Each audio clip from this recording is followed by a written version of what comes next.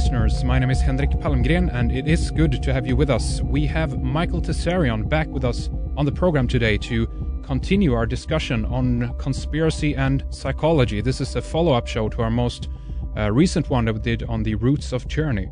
We are going to continue expanding on a few of the ideas that we discussed in our last program, and also going to some new avenues as well, such as Walden 2 by B.F. Skinner. We're going to discuss Calvinism Behaviorism and psychic sovereignty. We have so many points that we want to get to, so let's get this program started right away. But as you know, michaeltsarion.com is the website for our guest today. Michael, Tsarion.com.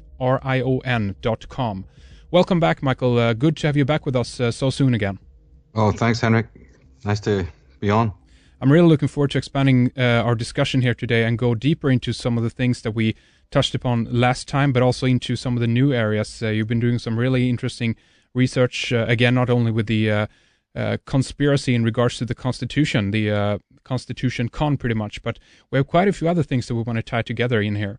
But just at the beginning here, to tie things back to the first program we did, we have something really incredible happening in terms of development here, because you mentioned kind of a prediction, I guess, last time about conspiracy becoming mainstream pretty much. And just in the time in between these two programs that we've done, Michael, we've now seen that Jesse Ventura is going to have his own conspiracy show. It's called Conspiracy Theory. It's going to be broadcasted on something called True TV.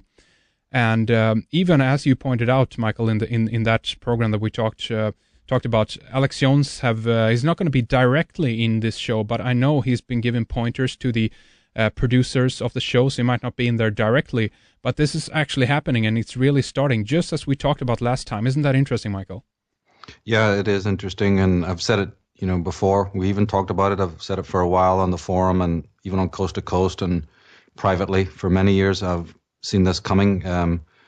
There's been many links in this chain, and I've always predicted that one of the best ways to destroy something, or to at least warp it, is to co-opt it. And basically the establishment has no choice.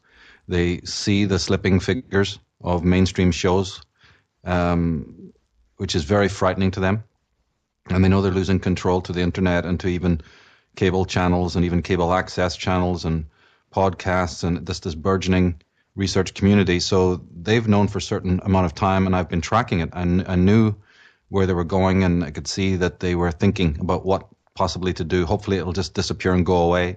Then they thought they could just do debunking, with these front page.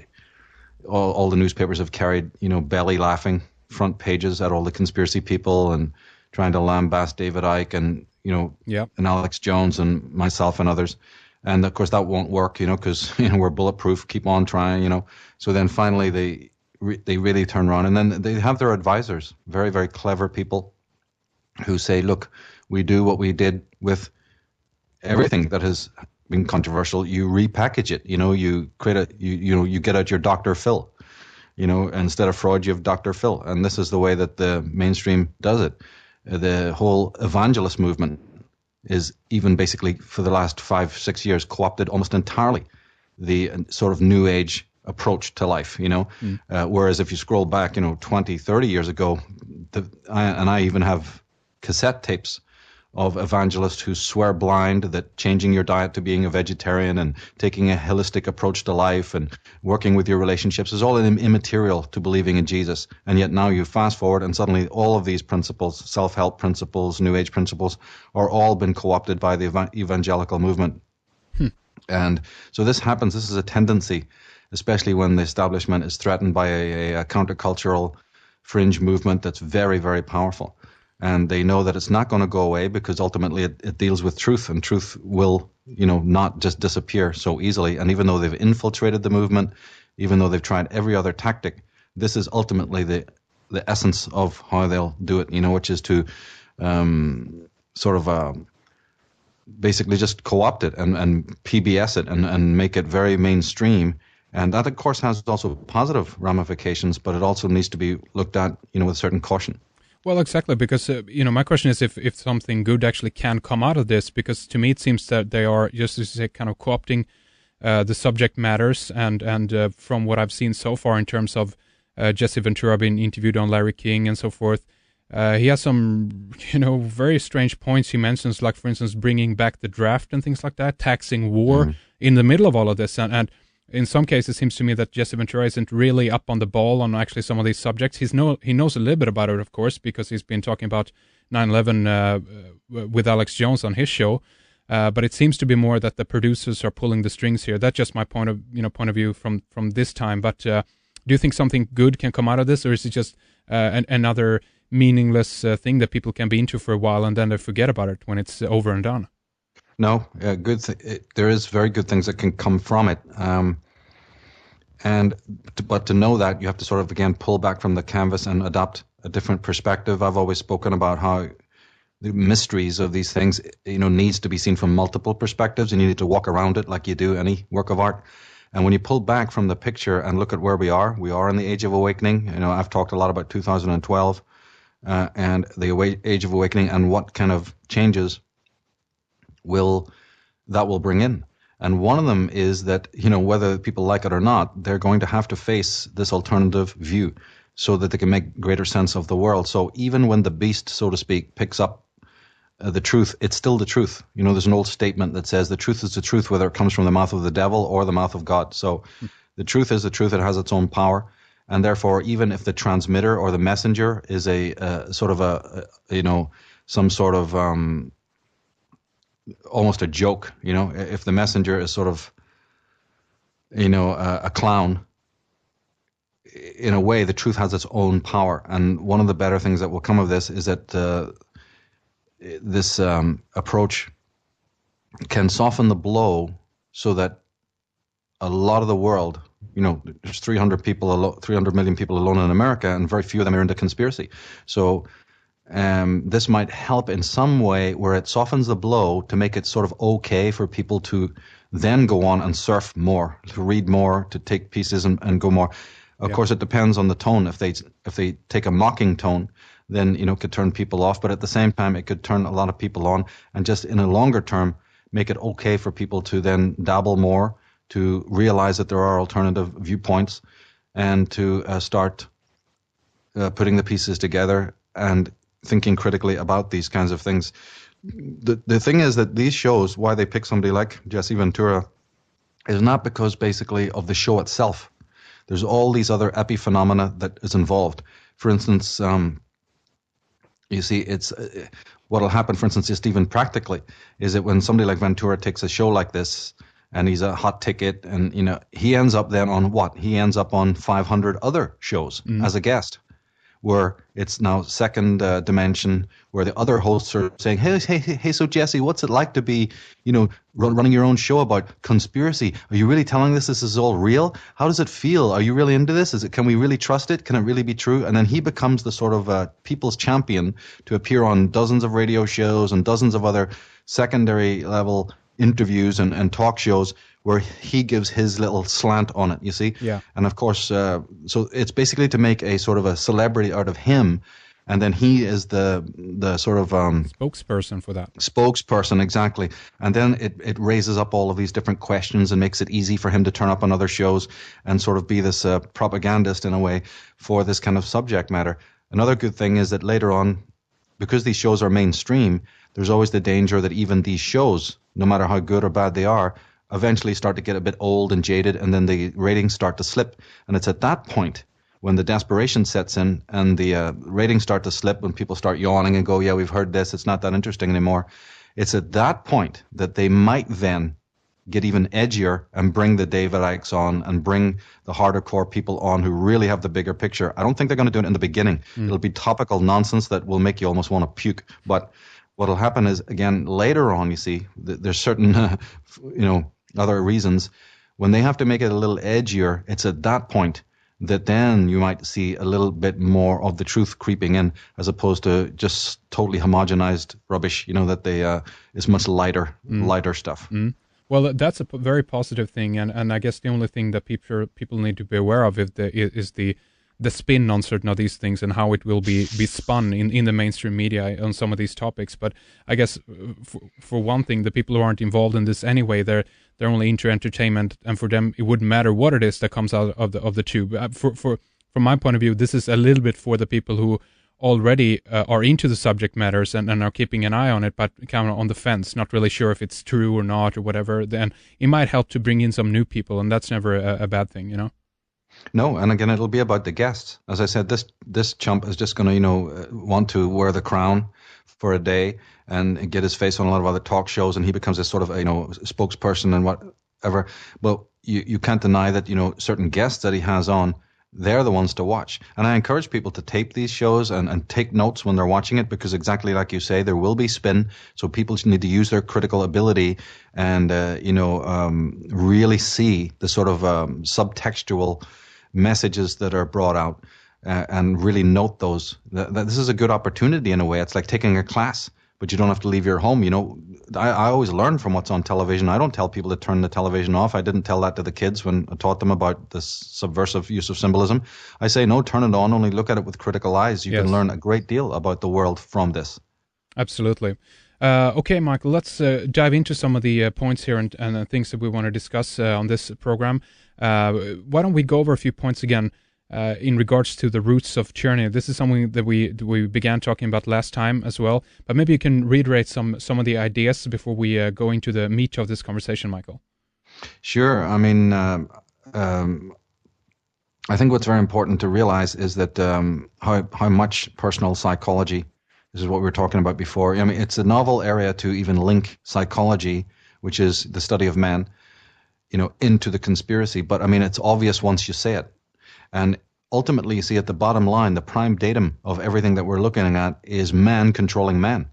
When you're in the conspiracy movement, what tends to happen is people are talking about some hidden elite and some globalist agenda and the Illuminati and the royals and all of these people.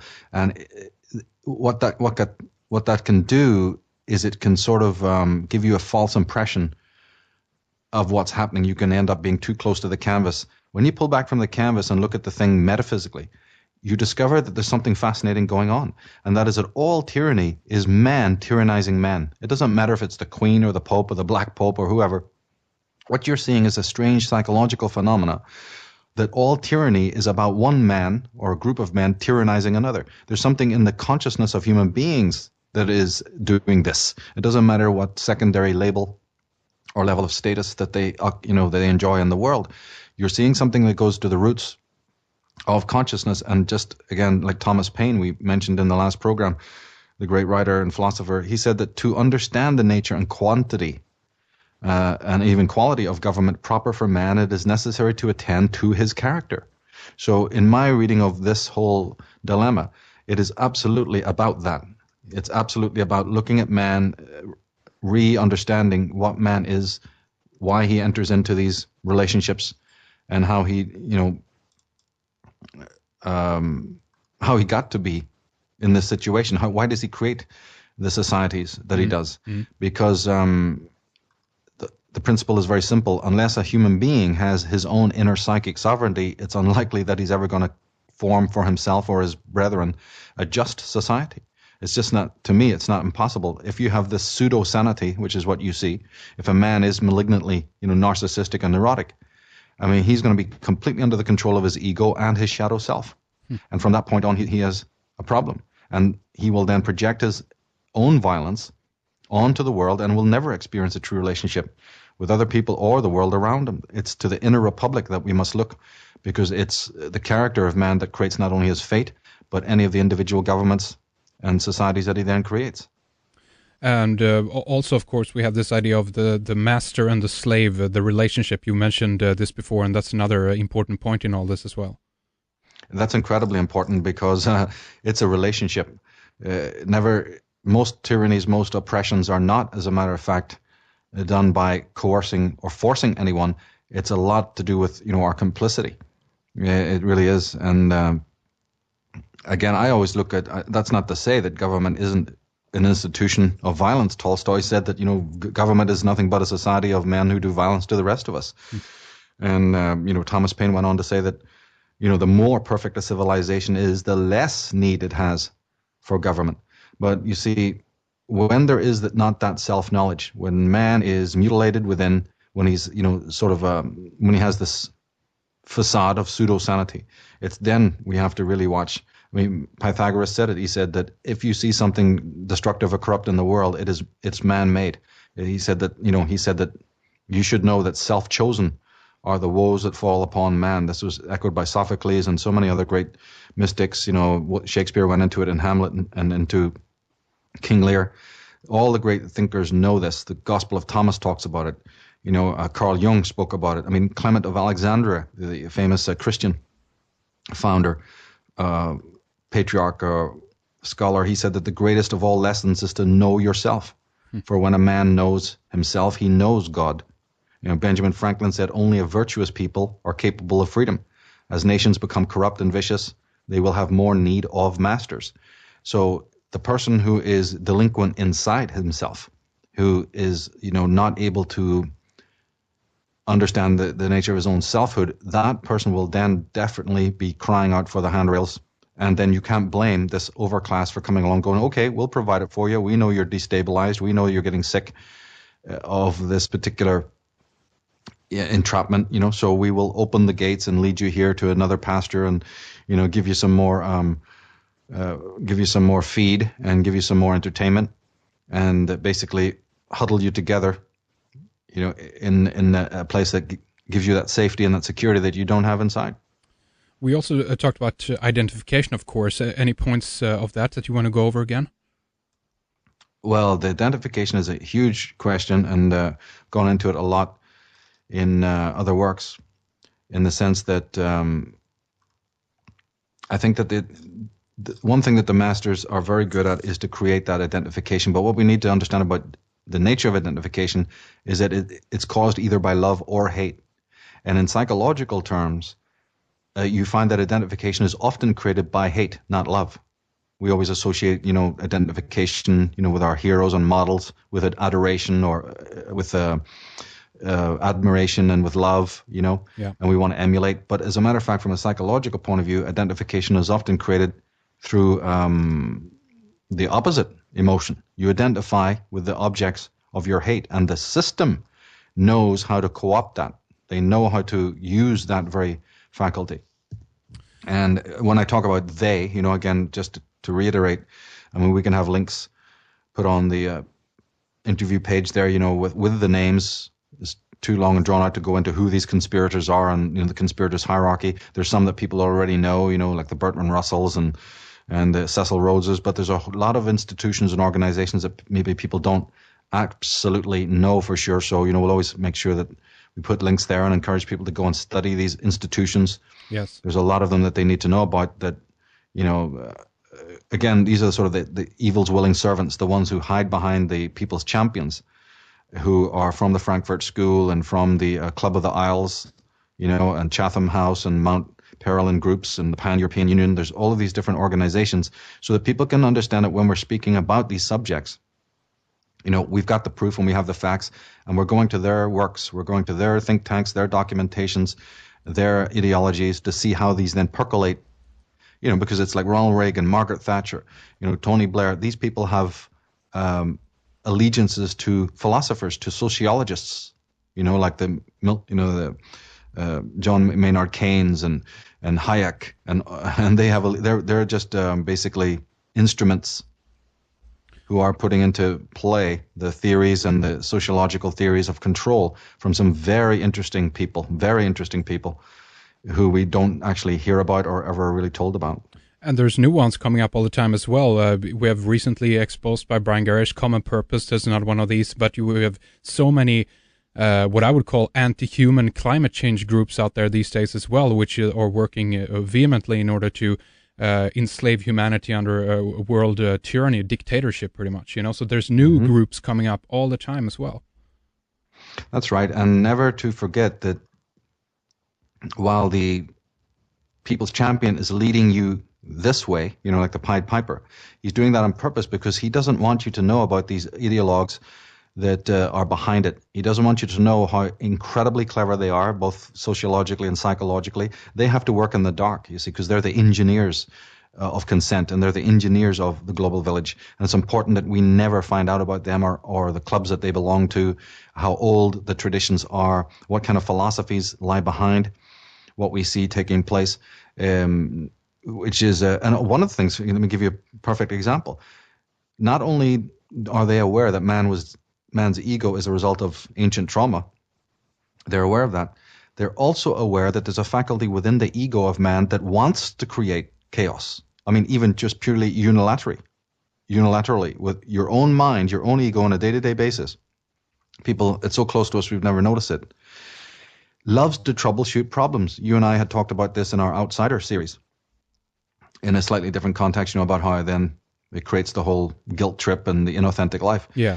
Well, these masters of the social engineers are aware of this faculty. They know deeply about the nature of the ego. And one of the things about the ego is that it feels empowered and it feels of utility. It has a sense of utility by literally creating problems. We manifest it into our lives, and then the ego feels satisfied that it's remedying these problems, and it gives the ego a sense of its own self. And this is a remarkable faculty. So they don't mind then creating also chaos from the outside, because this will then reinforce the ego. It gives the ego something to do, and then you have the parliament of voices and all the sects and fringe groups and all the political parties and this whole cacophony of separatism, you see, and pluralism. This is also something that keeps person running out into the external world, makes them very outer-directed, and that then is the vulnerable creature who can be swayed by the public consensus. It's very much brought out in the Prisoner series by Patrick McGowan, where you constantly see this in several of the episodes that he made, of just this cacophony of different voices and different sects and different segments and different perspectives, this pluralism. But all the time, that pluralism is in orbit around a central idea, which is to keep people in their ego and in fixing what isn't broken. Yeah. Tell us a little bit about the architects and ministers of slavehood, Michael. We've talked a little bit about it here, but I think there's some more things that we can mention about this. Yeah, I mean, you not only have the architects of, first of all, you not only have the architects of control, you have the architecture of control, and we've talked about that in the DVD and other areas. There's two phenomena there. There's the architecture itself, and then you have the architects, who are again the sort of the pages and the exons who run around to manifest the philosophy behind the architecture. And then you've got the ministers themselves, the ministers who know how to maintain the slaveocracy, the slavehood of human beings. And I believe personally that they look at it as like an art or like a game. And what we have to realize again is that to them they get a great deal of enjoyment out of it, but they also follow some very practical stratagems. And these are coming from the Orwellian schools, the Pavlovian schools, behaviorism. We have to actually understand these modalities. They can be studied. The Pavlovian idea of behaviorism, the Orwellian experiment, the aversion therapies that are often used here, and also basically the indoctrination processes. But we'll not see it. We'll not address it, as most people are not addressing, until you finally fundamentally understand that your allegiances are completely contrived. They're not something that you really inwardly are identifying with. That's contrived. Your own sense of self. Can you imagine that? Your own sense of selfhood is contrived. Your view of the leaders is contrived. Your view of the opposite sex is contrived. Your view of nature is contrived. Your attitude towards your religions and your God is contrived. It's not original to you. These are you want to fight against. You want to fight for individualism and freedom and liberty, but you have no idea what collectivism is or how it comes about.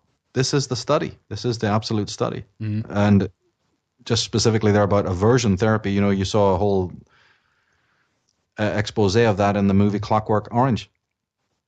Stanley Kubrick, and of course the book went into this. And what it basically is pairing things together. Aversion therapy always is done with animals, but it's done with human beings by pairing two things together, so that you have a disagreeable reaction to something when it's paired with something that's disagreeable, like a taste or an odor, what they call a stimulus. And over time, if you're constantly exposed to this, don't speak against the Jews, Nazism is evil, communism is good, capitalism is evil, but socialism is fine. All of these different idioms that you see across the world. Diversity is wonderful. The global village is a shining utopia.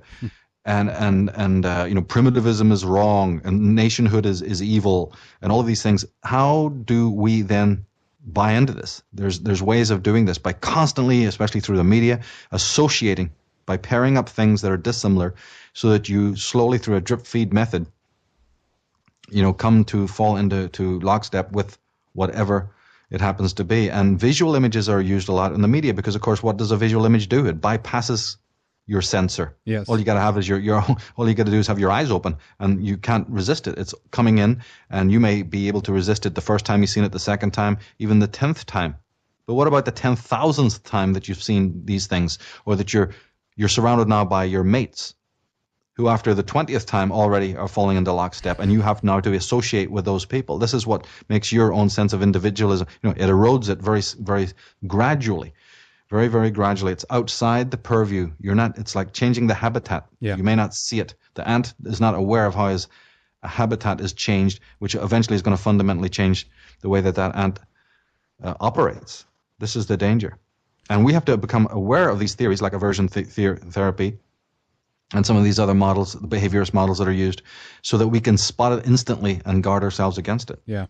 Well, there's so much policing going on, policing of each other, and just as you say, Michael, frowning on certain things, and even if it's doubting global warming or whatever it is, saying the opposite pretty much, and right away people attack you for your views, and again, it's about conformity. Everyone should conform to the same idea and the same thoughts and the same beliefs about everything, and it's just the question that arises there, of course, is why is it so difficult for people to just accept that other people might hold different points of view? It's almost like they're afraid of hearing their mates talk about this because it might actually influence them to believe a conspiracy or what have you. It sounds like, to me, it's more they're afraid of opening up the floodgates, if you will. So they stick to the government-approved version of what reality is, and then that's what they prop up, and that's the one they vote for, so to speak. That's right, and they have manuals to show them how to do this. One of them is a book by B.F. Skinner, the famous behaviorist, called Walden 2. A lot of people know about, 1984, and what's the other famous one? Huxley's Brave New World. These, if you talk to most people, who study these matters, they will accept that those two books, they know about those. And what's that other one by Bertrand Russell? It's, again, a little bit less known. The impact of science on society, I think it's called. That's the one. And there's a few in that strain, there's a few books like that, but one of the most important books that people need to know about is this Walden 2. That's what it's actually called. And this is it actually was a science fiction book, and its theme is this utopian community which is brought into being with a definite policy of social engineering. And you talked about communitarianism. This is it. This is the Bible of the communitarians. But again, you see why I bring it up is because we have to realize, like I said, it's a game for them. They're going to tell you sometimes 10, 20, 30, 40, 50 years before they actually make the move to initiate a particular thing. This is what this Fabianism is all about.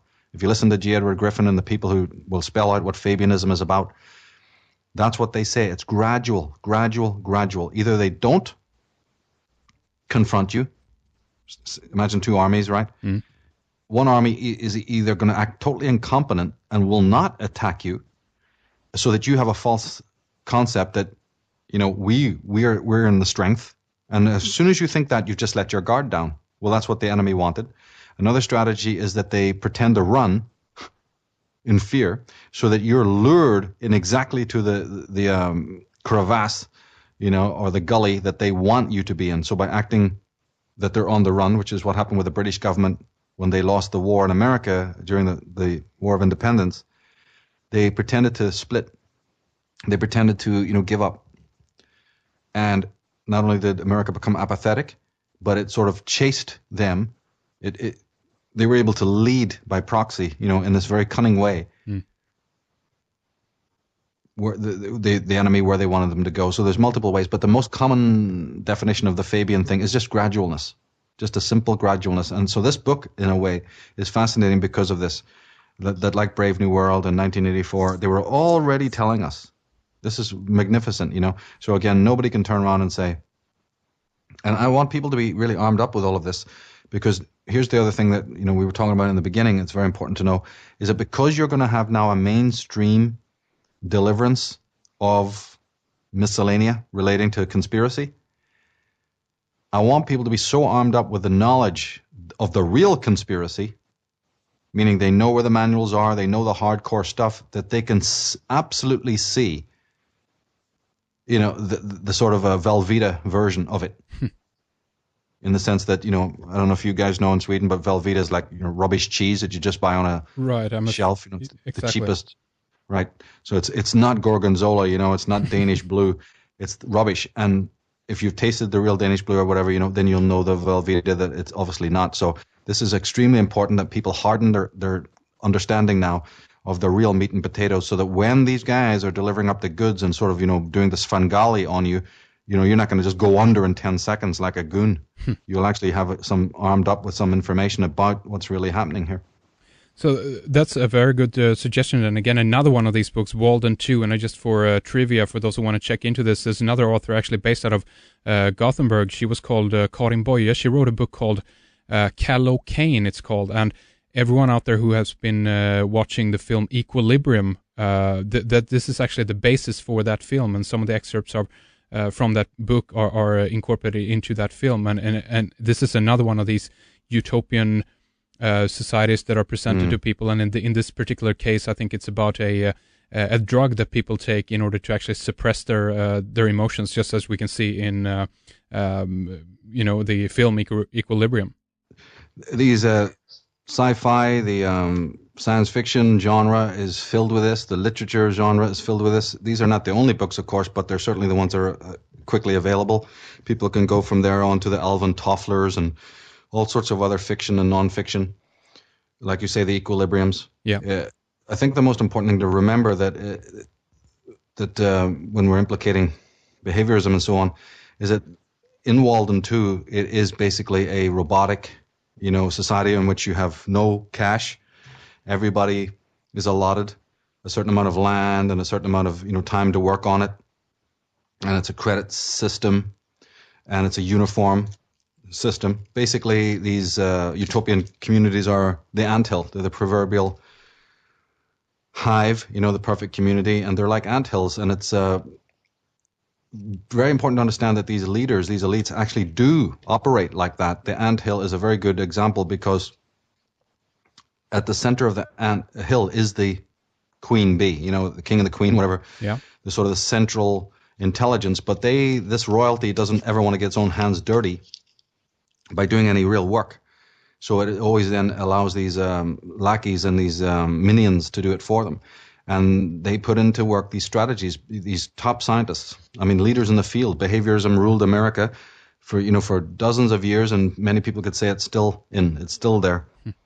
And I know that even, like for instance, in your country, Sweden, one of the top Illuminati families, they actually use the symbol, the logo of the ant, the Wallenstam family. Wallenstam, right. Right. You'll see this logo, and the ant is even carrying something in its, in its mouth. Yes. In its beak. And you will see that that represents, we are the worker ants. But, from the street level, these guys are the billionaires. That is weird, isn't it? It's like they again, what it hints about is that they manage the money for someone else, a higher queen bee, so to speak, a higher ant in the hierarchy, and these guys that we see on the street level are just the managers of that system that we can see. And they look mighty tough and big to us. And it's phenomenal when you really step back and go that, these people have had to prove their own stripes. We've talked about this before, about how that happens. That they'll even be told, like Winston Churchill is a perfect example, and there's others, where they'll be left one minute, right the other. Then they'll be liberal, then they'll be this, then they'll be that. And people can't kind of work out why they're doing this, or why it is that a Bono will be screaming, hammer and sickle one minute, and then the next minute he's on his knees in front of the Queen, this kind of thing. What on earth is this going on? Because it's ritual. And these guys are not just, perfect in the beginning. They are going to be given these hurdles to jump and hoops to jump through, like you train a dog. And it doesn't appear to have any logic to it if your thinking is just coming from the mind of a Geldof or a Bono. And what's this guy's game? These guys are on probation. They're apprentice, right? Apprentice masons, right? They have the apprenticeship.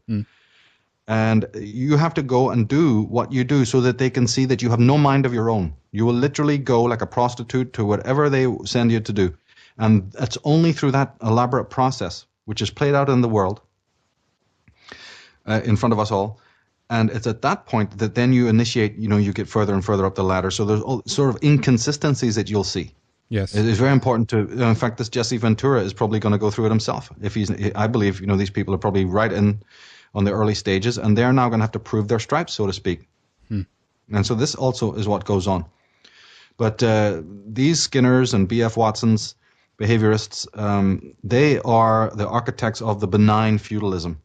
The people that we're talking about, have never been happy with man being as advanced as he is.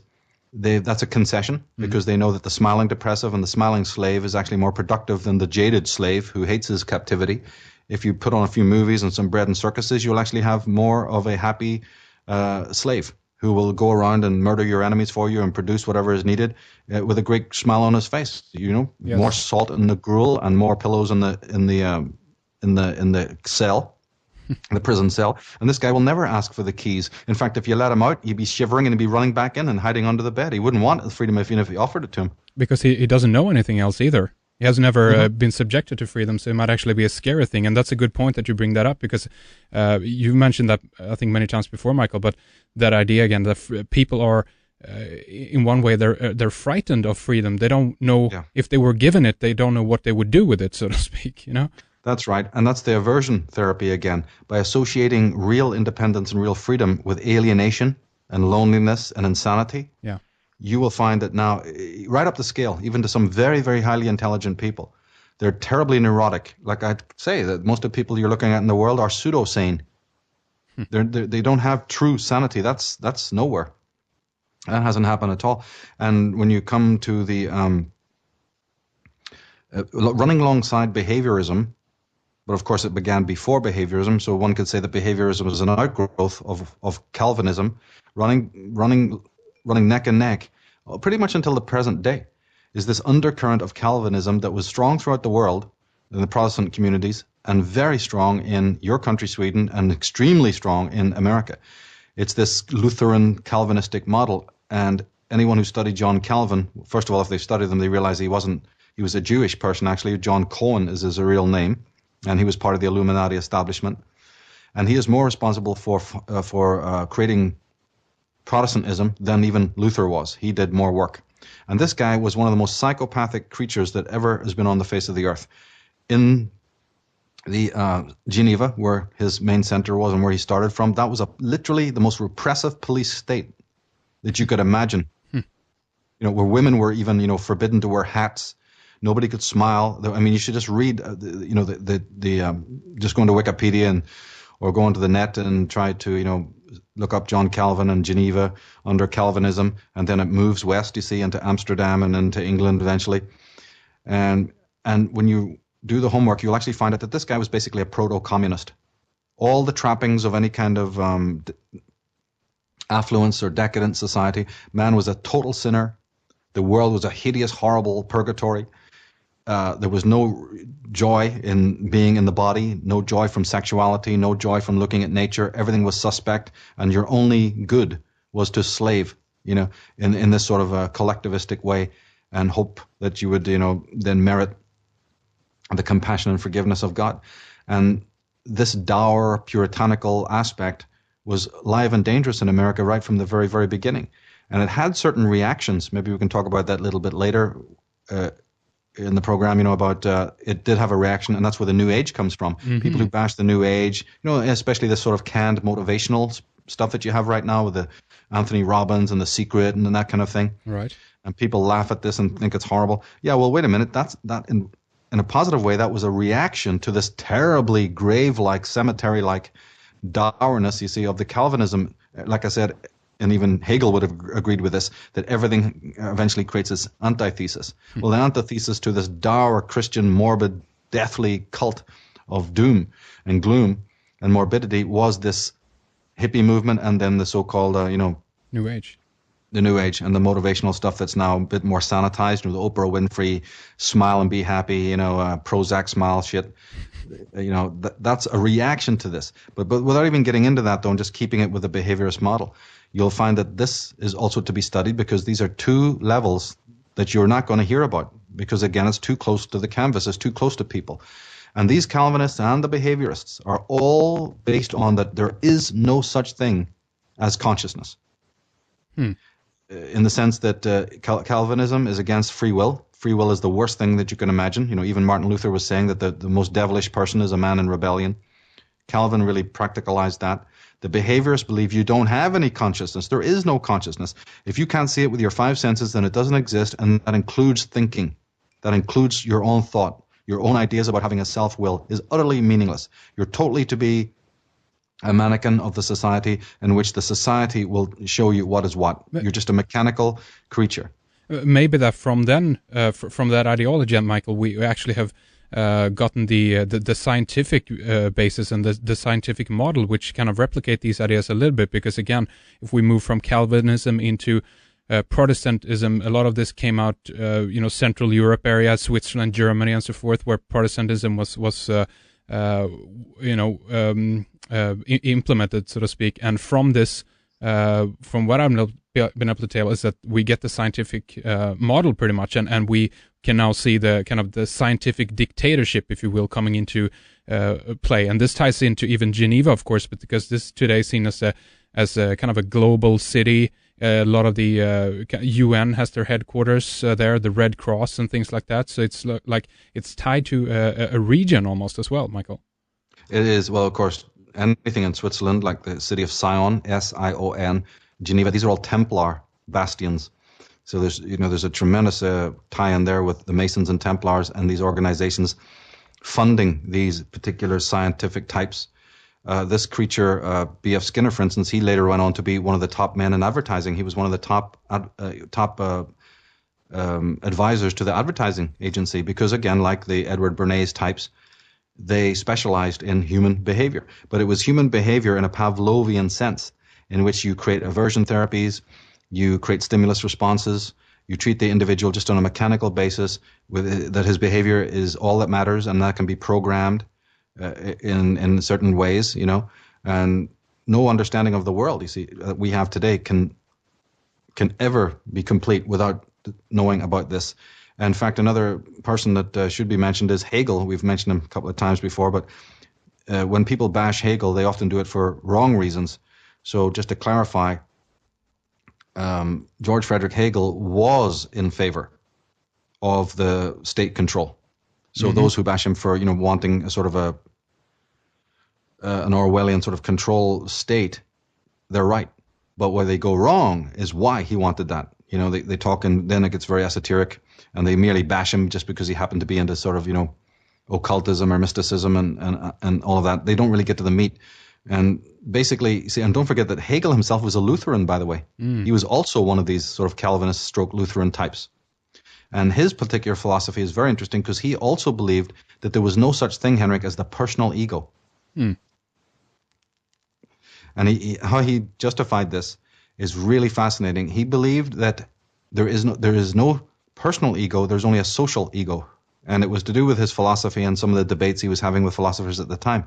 In traditional philosophy and psychology, when you study the mind, you believe two capacities that are what I call axiomatic. Axiomatic means that it cannot be doubted. It's an absolute fact. For instance, like if you have a head, a mind, you must have a body. If there's an effect, it must have had a cause, and the effect always comes after a cause. All right, that's what's considered axiomatic. No amount of wrangling can change that. Whatever. Or like the sun is a particular color, it's always that color. That kind of thing. So in psychology and philosophy, it's always known that it's axiomatic to a certain extent that the mind operates in two ways. It has perceptions of the world. It understands that there's something out there called the phenomena of the world. And it also has the ability to analyze itself. Thinking, right, can think about thought. You can be aware of how you're thinking, and maybe you can even be aware that you're wrong in certain instances. So there's a certain capacity of mind to think about thought itself. So that means that, the mind has two levels of awareness. And this is what Hegel, in his philosophy, refuted.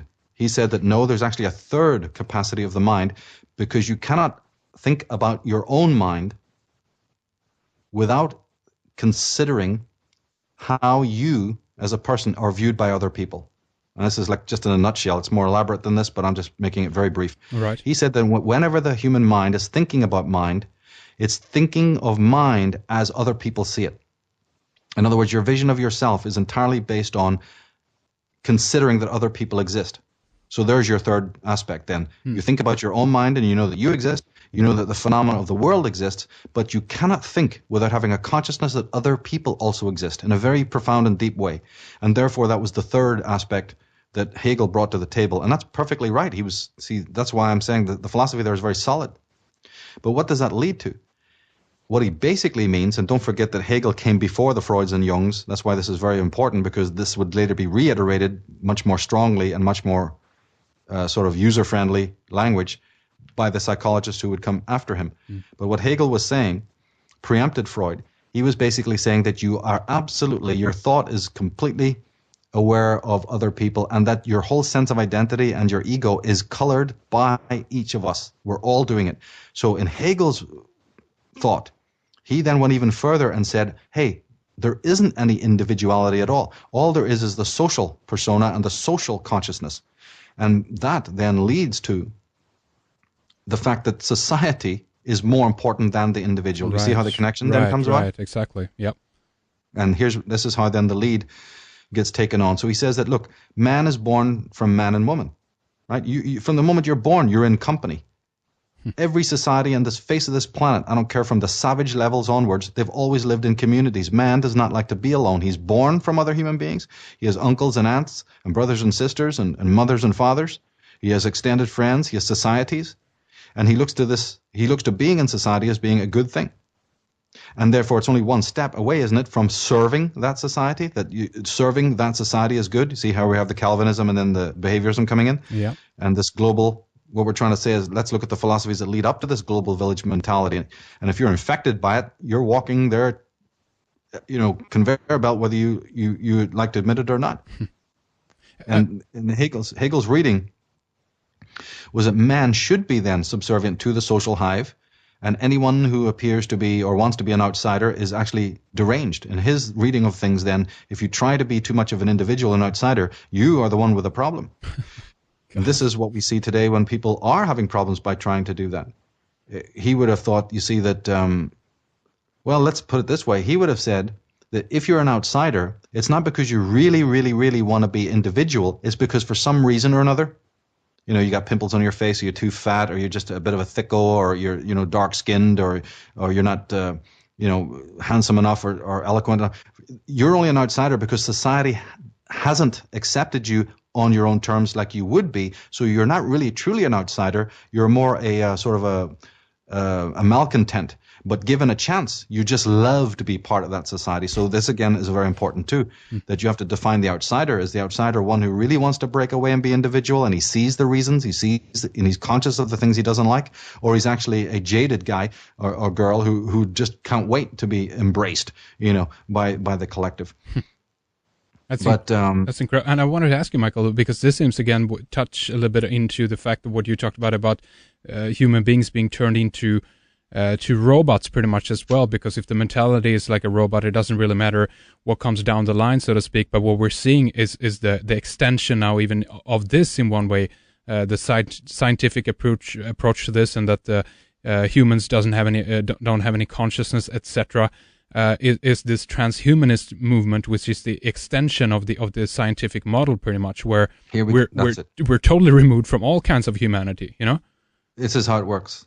Because all of these philosophers ultimately then looked to this. They looked to this because you have to give purpose and meaning then to those people in the social hive. Once you've given over your selfhood to the social hive, well, that social hive has to have some sort of purpose, doesn't it? The ants are doing something, all the time. There's activity. But let's look at another incredible aspect of this. These outsiders who are then living, they're going to be in continual state of existential anxiety, and it's not healthy authentic anxiety. It's the anxiety that's created by you. Well, it's the conflict that arises between you trying to maintain your own ideas against those of the collective, which is exactly what you see when you see anyone in this world. Say, for instance, the teenagers, or anybody. They're going to be in perpetual conflict just by doing that. So what's the result? The result is the danger that people cannot live with that type of depression and that conflict, and then they give themselves over to the mass because it's just too much stress to have that tension between your own ideas that make you an individual, which is very hard to come by. You have to go through a big wasteland experience. If you leave the collective for a while, you might rush back because it's quite, bleak before you've actually found the road to the true you, before you get into your dharma. It can sometimes be a period of loneliness that people don't like that, and then they rush back. Yeah. And then there's something even more sinister. Let's never forget the limbic and the emotional component of all of this. When man cannot be individual, because like Hegel says, it's a truism that your individuality is innately tied up with visions of other people and their visions of you and the approval rating and all of these kinds of things, then you are living, as time goes by, as history passes, you actually are constantly living with the feeling that you're not whole. You are not individual. And so then your mind starts creating this sort of fictional, analog individual self. It's part of the reason why we like to watch movies with Clint Eastwood and Arnold Schwarzenegger and other sort of movies of that ilk, where you have these big guys, the big projected Superman types, who then represent that feeling of he's the stranger, he's the strong individual person who thinks for himself, he's monotone, and so forth and so on. He takes the law into his own hands and do what he wants to, And hugely, women identify with this enormously, and men do as well. But go one step further. The religions have created their Jesuses and their gods to actually be that projection, to pacify the outsider. That's what it is. That's what God and Jesus are. And that's why you read in the story of Jesus, which was very well contrived to make him appear to be a renegade within his own society, to be betrayed by one of his own, to be against the state, the police state, the Romans, to be against the Sanhedrin and the Jews. You see, so this Christ is a perfectly contrived character who represents that individuality. That's part of the reason why people believe in these gurus and glowing sort of iconic figures. Then, of course, the martyr's death, the lonely road to Calvary, and then they wheel that image out every, so often to make you, again, it's a very powerful archetype that you identify with limbically and emotionally, because you don't have that. So the system creates individuals on all sorts of levels who have this existential aura of individualism and individuality, because you yourself don't have it. So there's a whole, remember you were asking earlier about identification. Well, this is hugely part of this. And so the God and the Christ is a compromise. That's incredible, because that explains quite a few things of basically why we can see this archetype, the Christ archetype, revamped in different versions in the entertainment business. Charlton Heston, the Omega Man, that's a full-on Jesus story right there, but we have modern examples of that too. Even in the new 2012 movie, we have a JC character running around and saving everybody, of course, but he's on the outside. He's very individual in that sense as well, going against the grain. It's really fascinating. That's incredible. And not all of them are propagandist. You do have true models of it. But on the whole, yes, a lot of the Hollywood, sort of Sean Connery, Arnold Schwarzenegger, Bruce Willis types, this is bogus to the nth degree. And underneath that, remember, it's all Orwellian trickery. They create these pseudo-individuals. And if you really are an existentialist and you watch these films, of course, you're like laughing. It's just ridiculous. Yeah. But here we go, they do this even in the National Treasure films. It's ubiquitous. And this is, again, one of the things that people need to be aware of. And I think that that's why the establishment, because we're talking about behaviorists here, on paper, behaviorists are meant to be atheists. So why does a culture that is pretty much atheistic, materialistic, agnostic, permit religion to have so much power? It's for this reason, because if you don't have the religion, you can't have these pseudo-individualistic icons that people are going to give their allegiance to. So a religion plays an enormous part. There's many of the Orwellian types as well, could care less about religion. They're not religious, but they have to go through this facade of pretending that they go to church and pretending that they are all into, values and religion, Yes. because they know what will happen if you pull that away. If you deconstruct religion, you're going to have a serious problem of the machinery grinding to a halt.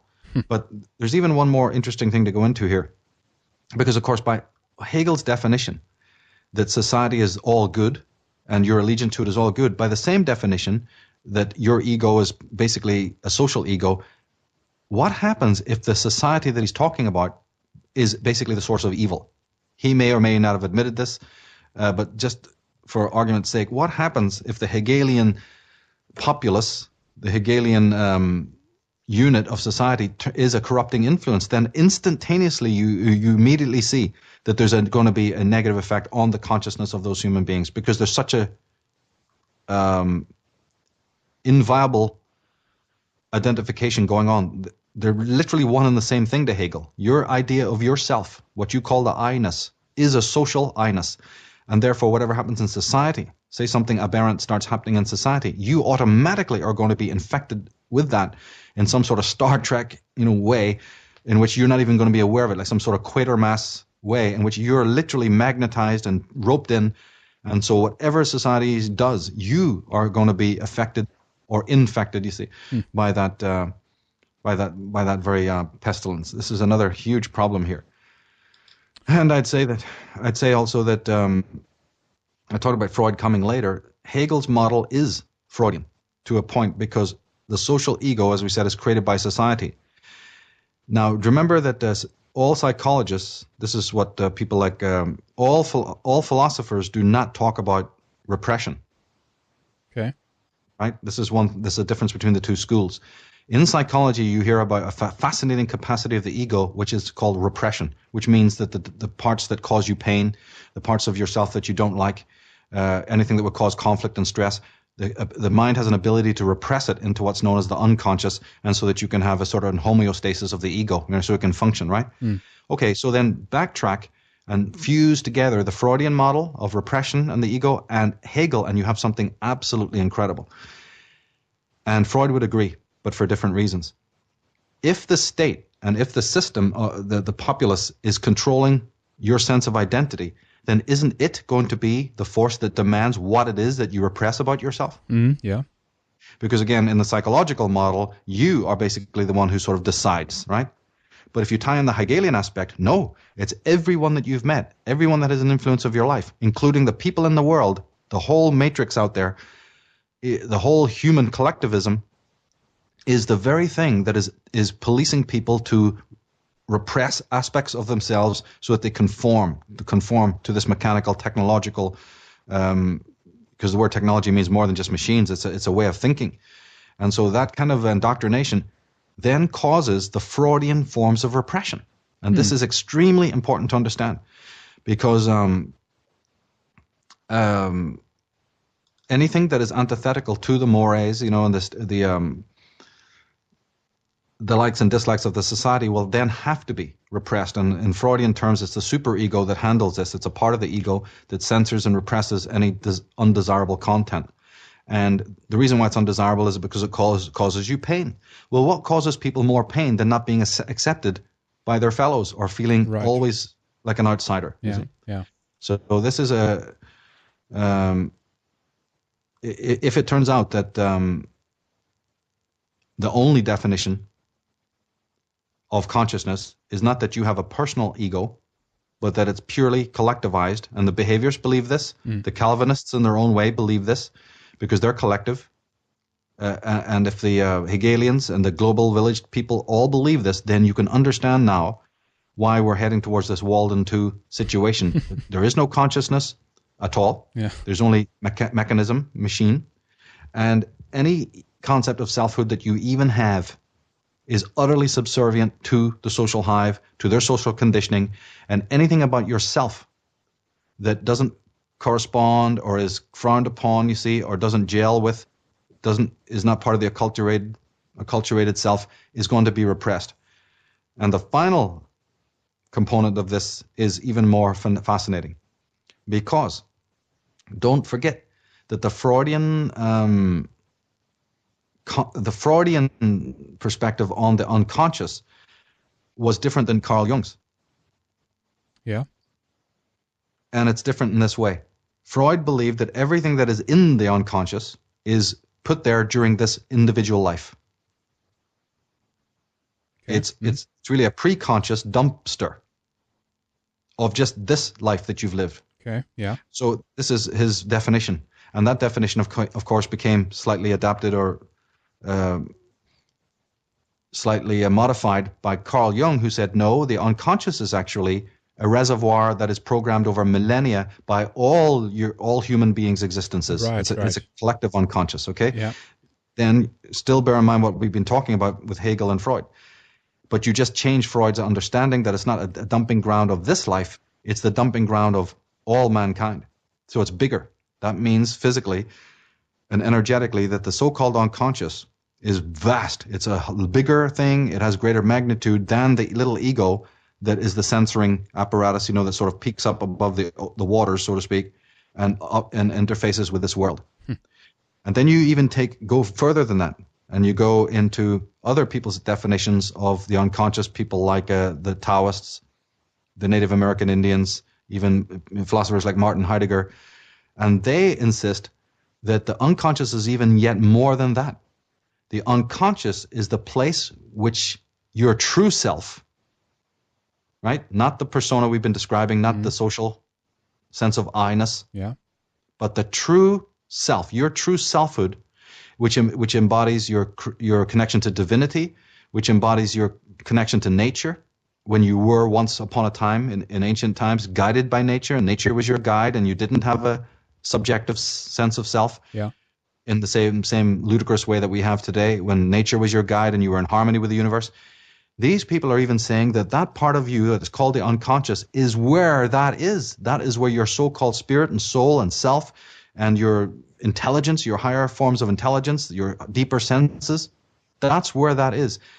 So if that is the case, and I personally believe that is the case, and that's why it's very important to open up to the unconscious in whatever way that person can manage this, then we start to see, by again flipping it over and coming back to the Hegelian paradigm, what the global village mentality is trying to do, what the religions are trying to do. They're trying to make you as outer directed as possible. They're trying to make you as mechanical as possible. They're trying to make you as subservient to consensus trance as possible, for one reason and one reason only: to pull you further and further into your ego. And I don't even mean a healthy ego. I mean Hegel's definition of it, the public ego, the impersonal ego, or one might even say the narcissist, the malignant narcissistic ego. You see, there's all sorts of ways you can look at this. The non-self, whatever you want to call it.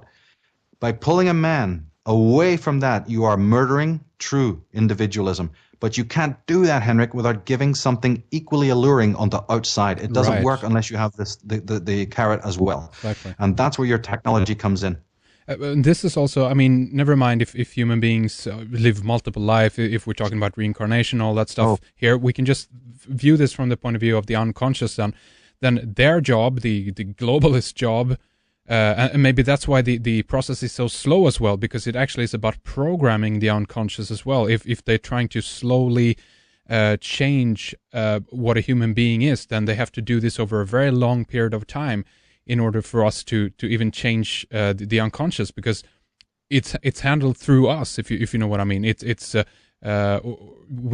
if we are programmed in a certain way, if all of humanity is programmed in a certain way, then maybe next generation down the line it will be even more simple to program them, etc., etc., etc. Right? Well, that's right. What greater war?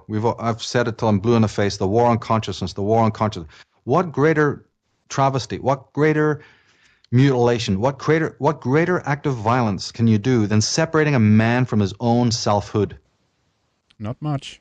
Ayn Rand, William Blake referred to, he didn't use the term unconscious for obvious reasons. He lived before Freud and Jung. He referred to the unconscious as imagination. Yeah. Not in the same way that we've used that word today. He used the word imagination as a broad term to represent this ancestral consciousness. It's not about reincarnation in that mystical way. It's about the whole content of our unconscious being all the experiences of all men and women who've lived historically. Yes. Based on the Jungian model that all experiences become concepts, become ideas, and then become archetypes. But the Blakean model is even more pure than Jung, because Jung also said that the unconscious was, he also believed that the unconscious contained negative powers. For him, it was mostly positive, but it did contain elements like what he called the archetypes. And he believed that the archetypes have darker sides as well that can be threatening to the ego. So you still have a certain model there in which the unconscious is seen as something kind of nasty and potentially ambiguous and ambivalent and dangerous, you know? This is a very traditional stance in all psychology. But if you step a little bit out of psychology and go back to the poets and the great thinkers like Rainer Maria Rilke and William Blake and many others I could mention, they look at the unconscious as entirely positive. So much so that even the so-called things that are negative in it are positive. And if anything is negative in it, it's because of this repressive dynamic that's going on in the conscious mind. So they have a completely holistic understanding of man's deeper selfhood, which they refer to by different terms. This has to be borne in mind.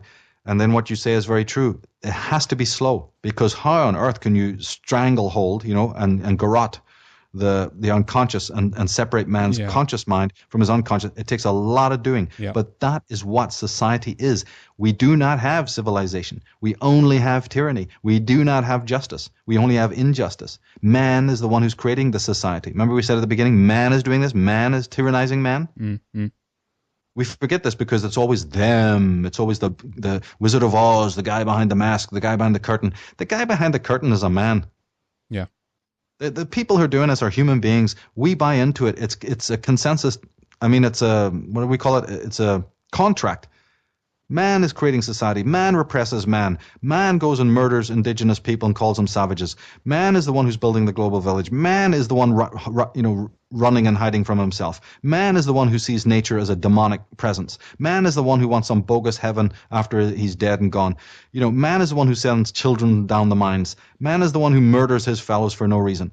But Michael, on top of that, I guess, if it's true about the archetypes, then we might look at a situation where some of these individuals who are doing this actually have come to identify with some of these more demonic forces, if you will, and actually are playing out this archetypal evil seed in the world, if you know what I mean. Yes, that's one theory. That is a definite there's legitimacy to that.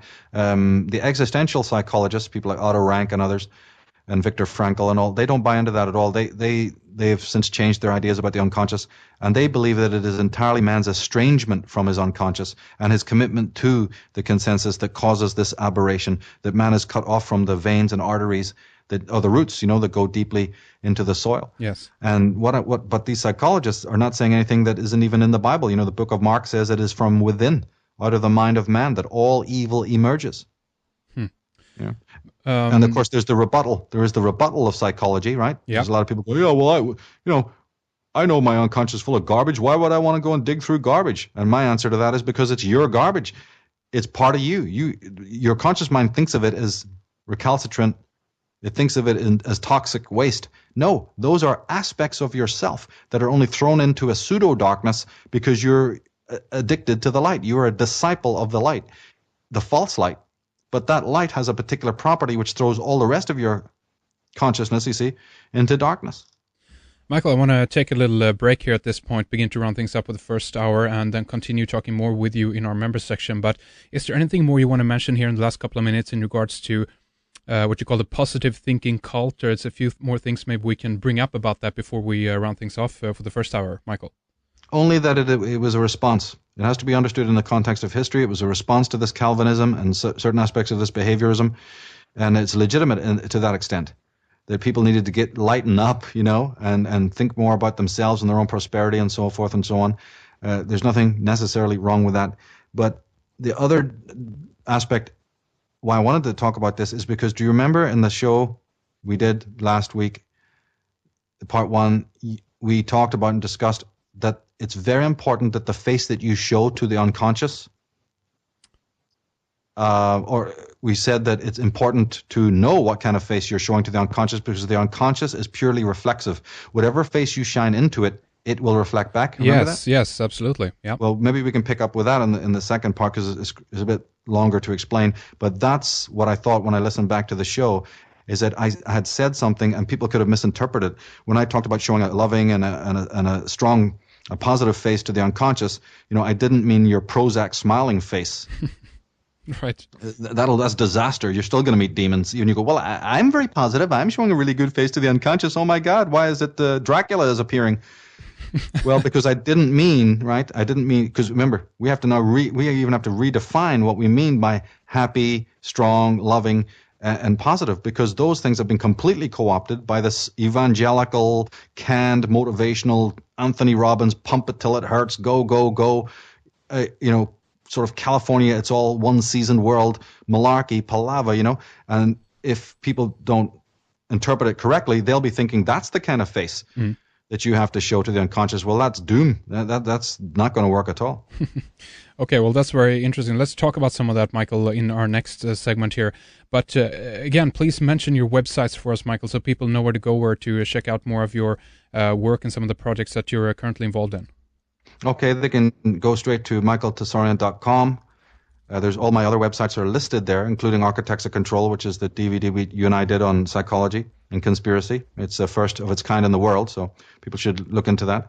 I have my forum there, and the forum on the War on You pages and What's New pages. They're always being updated with some fascinating new information about the Muslim Brotherhood and lots of other interesting things that are going on in our world. So people are free to go in there and check that out. But you can just go to michaeltsarion.com for that to check that out. And also, again, emphasize that the links we'll put on this page that we don't have time to go into, these shadowy characters, people need to track that down and find out about these institutes and these sort of philosopher ideologue types.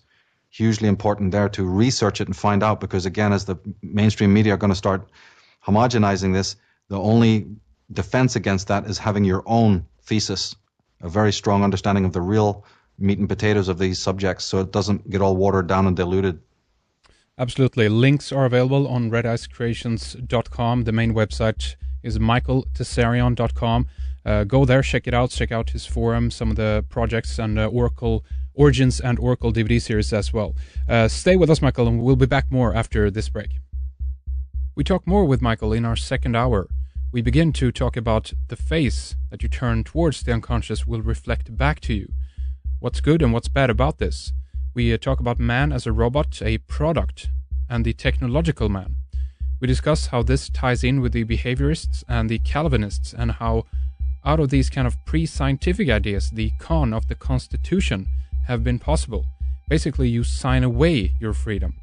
We discuss the free man on the land ideas, legalese, the Declaration and the Constitution, and the importance of disconnection and detachment as opposed to physically fighting the New World Order. We round things up talking about the death instinct. So don't miss our second hour with Michael for our members.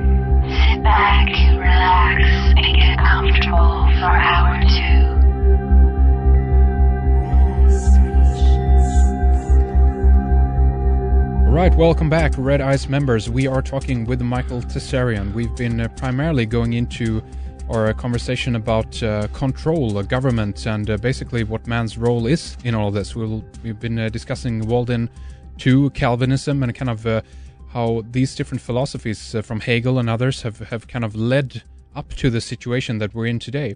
But you were ending on one note there, Michael, in terms of basically the face that we turn towards the unconscious is something that will be reflected back towards us.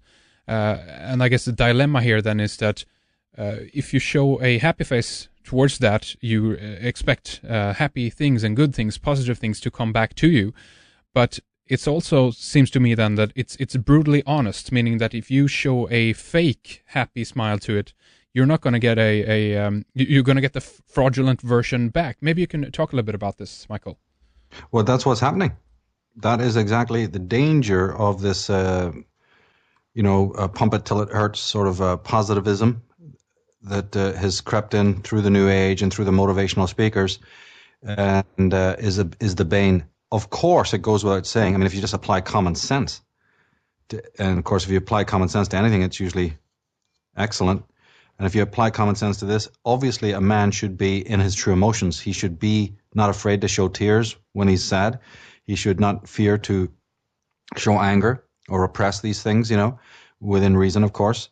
And he should definitely not be smiling, when he's not feeling a whole person or satisfied or content. And that it's just a idiom of life that, we always ask, hey, how you doing? And everybody says, yeah, I'm fine, when they could be going through living hell, So there's this hypocrisy element, and it's become so ubiquitous that it's one of the things that's preventing people from having a relationship with this unconscious. Because if you look at the unconscious, as I do, as being the reservoir of nature's tuition to you, which you are now very estranged from, not the Rilkes and not the Blakes and the Heideggers and so on, but most of us are. We're very, very alienated from this. And by being alienated, as we said in the previous part, that helps you to become vulnerable, and then you can be easily controlled by the system with all of these tigers in the long grass. You're also going to be hoping that those tigers will then lead you out of the jungle, and that's what these religious Pied Pipers are doing. And it may be even what these other motivational types are also to do. I think that, like I said, the positive aspect is they may be a reaction to the old dour, puritanical status quo. But they also may be sort of tigers trying to lead you further and further into illusion, because if you're not coming from a true sense of emotion, you're coming from this Hegelian aspect in which the society is the one that is molding your emotional behavior, and your emotional equilibrium is totally tied into the social hive, then if the social hive starts creating these very false models, right? The sort of Deepak Chopra stroke, Wayne Dwyer, PBS, Tony Robbins rubbish. You'll do it too, because of course now you have to do it, because if you don't, what happens? They don't like you at work, Henrik, because you're real negative, man. Gotcha. That's incredible. So what is that? They are a reaction to the Calvinistic form of fascism, that if you smiled or had sex or smelt a rose, you were going to hell. And they've set up now their own version of fascism, where if you don't smile on cue, and you're not wearing yellow all day long, or you're wearing black or a heavy metal t-shirt, and you kind of just keep to yourself, and you always look at you're using your brain, in other words, you're using your critical apparatus. Hey man, you're over-intellectualized, you're too negative. And so a new form of totalitarianism, a new form of tyranny rises in the East. This is what is happening, or in this case, rises in the West. Yeah.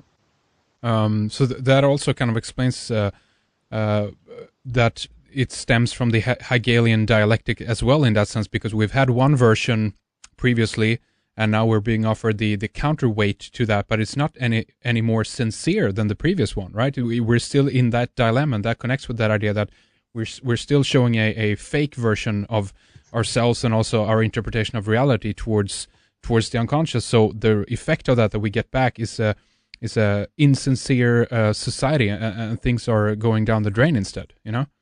That's right. As we said, if you show fear, it's really very practical. If you show fear and threat and all of that kind of emotion, anxiety, to the unconscious, and that means to the mystery, or to fate, because nature and the unconscious are made out of the same stuff. So you show it to the world, and to that extent, the prosperity cult, the secret and all of that, is rooted in what philosophers have been saying for years. They haven't they've just reinvented it and are sort of they're repackaging something that is very profound, and that is that don't show faces of lack and poverty and fear to the world or to your own self. That's all legitimate. There's nothing new age about it. That's a fact. Mm. But by that same definition, if you can show fear to it and then you meet demons, it implies that if you show fearlessness and strength and courage and love and understanding, you will meet angels. But the problem is, because we're so now in the persona, we are so conditioned by what the society is all about, it can break that down and you can end up showing this sort of inauthentic, pseudo sort of sane face, and then that is what is happening. That's why in the New Age movement you get so many people who are about as false as you could possibly imagine, with a big smile on their face, pretending that they're all centered and with it. And actually these are some of the most seething creatures, that you'd ever want to, they're really, really dark souls in a way. And it's because they're not integrating their unconscious at all. Ultimately we have the overarching idea that we're talking about here is basically controlled, and the idea of being owned, human beings as being more like robots than anything. We've been talking about the behaviorists and the Calvinists, and that things stem from these philosophies. But we can also tie these different things together then if we move into talking more about the Constitution Con, for instance, because then, again, here we have this idea that you're being owned through legalese or through documentation or through bureaucracy and things like that. And so out of a society that kind of endorses these things, it's not that big of a leap, actually, of moving from an old Calvinist model into a new model where the Constitution Con rules us. Right, Michael? Yeah, it's all to do with the technocratic man. If you're subservient to a community, a society of elites who literally are convinced that man has no consciousness, has no soul, and you buy into it, and you're part of this hive, then you are basically an object. At that point, you become a simulacra of a man. You are basically a replica of what a man was once upon a time in his life. You have almost no connection to nature. In fact, look at our cities. We never see the moonlight as the moonlight is. We never see the starlight as it is, because the lights are on morning, noon, and night. Yeah. And so our connection to nature in many, many ways is utterly shattered and broken. And you become an object. And therefore, now that you are a product, this is what opens this whole can of worms into the legalese and into the whole corporatization of your being. You are literally now just the ultimate slave, because you have no self-will at all. And you'll be told where to go and where to work. And this is what opens then technical man, the technological man. Technological man is different from technical man. Technical is good. Technical is the invention of the computer, and the intelligence and inventiveness of people to make television and phones and telephones and so on. Technical is not what I'm talking about. That's a beautiful thing that man has created. But technological has a broader, philosophical definition that means basically the sort of corporatized, mechanical person whose thinking is just like a robot or a machine, is conformist. And then that individual can then be further controlled through this whole disempowerment of sovereignty. You have no psychic sovereignty, is basically what it boils down to. You have no moral sovereignty. So there's no chance that you're ever going to then find it, in the communities that are built by such people. And the ultimate tyranny of that, the ultimate concomitant of that, is these oligarchical controls that are basically in place, the federal systems and all of these other versions of legal means of controlling your nature. I mean, Thomas Paine, again, he said the government of England is as great, if not the greatest perfection of fraud and corruption that ever took place since governments began, is what you cannot be a stranger to unless the constant habit of seeing it has blinded your senses. So he says that, the governments, like he was the one who said that if the people are free, there's no need for government. Yeah. And he said that the English government, and this is where all of the different laws come from, It's not only Vatican law and the canon law and the maritime law, but it's mostly coming out of Britain, out of the whole Freemasonic structures there, that is then infiltrated America through the federal system of the Constitution. People need to be very aware of this, that there's a big difference between laws and rules. There's a difference between what is lawful and what is legal, corporate and sovereign, and so on. They need to be very familiar with this. It's part of the extraction process. It's part of the empowerment process of understanding. And what you see, to me, these things that we're living in the physical life are not disconnected from our spiritual journey. So you might think, oh, I'm just doing this legal stuff. What's that got to do with it? Or, I don't want to dabble into politics. That's all too dark. What you don't understand is people who think like that don't understand is that, look, that is part of your journey towards selfhood. It's part of it. What about constitution and declaration? There's a few different things there in terms of both what the terms mean, but there's also different dates associated with it. Tell us about that, Michael. Yeah, isn't it incredible that, well, see, in my opinion, as I've written in the Constitution Con, the Constitution left the door wide open to tyranny and to oligarchy coming in. That was one of our, critiques of what Alex Jones, was talking about in The Fall of the Republic, and a lot of the patriots who believe that just by getting back to the Constitution is going to be sort of this save all and solve all. This is absolutely unfounded, and I don't bother going into the reasons why they think that. It's just it is that way. And this is another big piece of what I've gone into and written about. The very word tyranny, for instance, literally, if you look it up in the dictionaries of the time, don't look it up in a modern dictionary, look it up at the time when the Constitution was written, get a dictionary from that era, and you will say the definition of tyranny is unlimited power. Anyone who has unlimited power over you. And the definition of sovereignty was unrestricted by any other. So sovereignty literally meant total freedom, not absolute power from any force over you, but the Constitution that people have signed on for, because again, they won't read it properly, they won't look into these matters, gave the government the absolute power. Tyranny is absolute power, and it was Article 1, Section 8, Clause 17. So people just need to remember that 1, 8, 17, Article 1, Section 8, Clause 17 of the Constitution. It said that Congress shall have the power to exercise exclusive legislation in all cases whatsoever.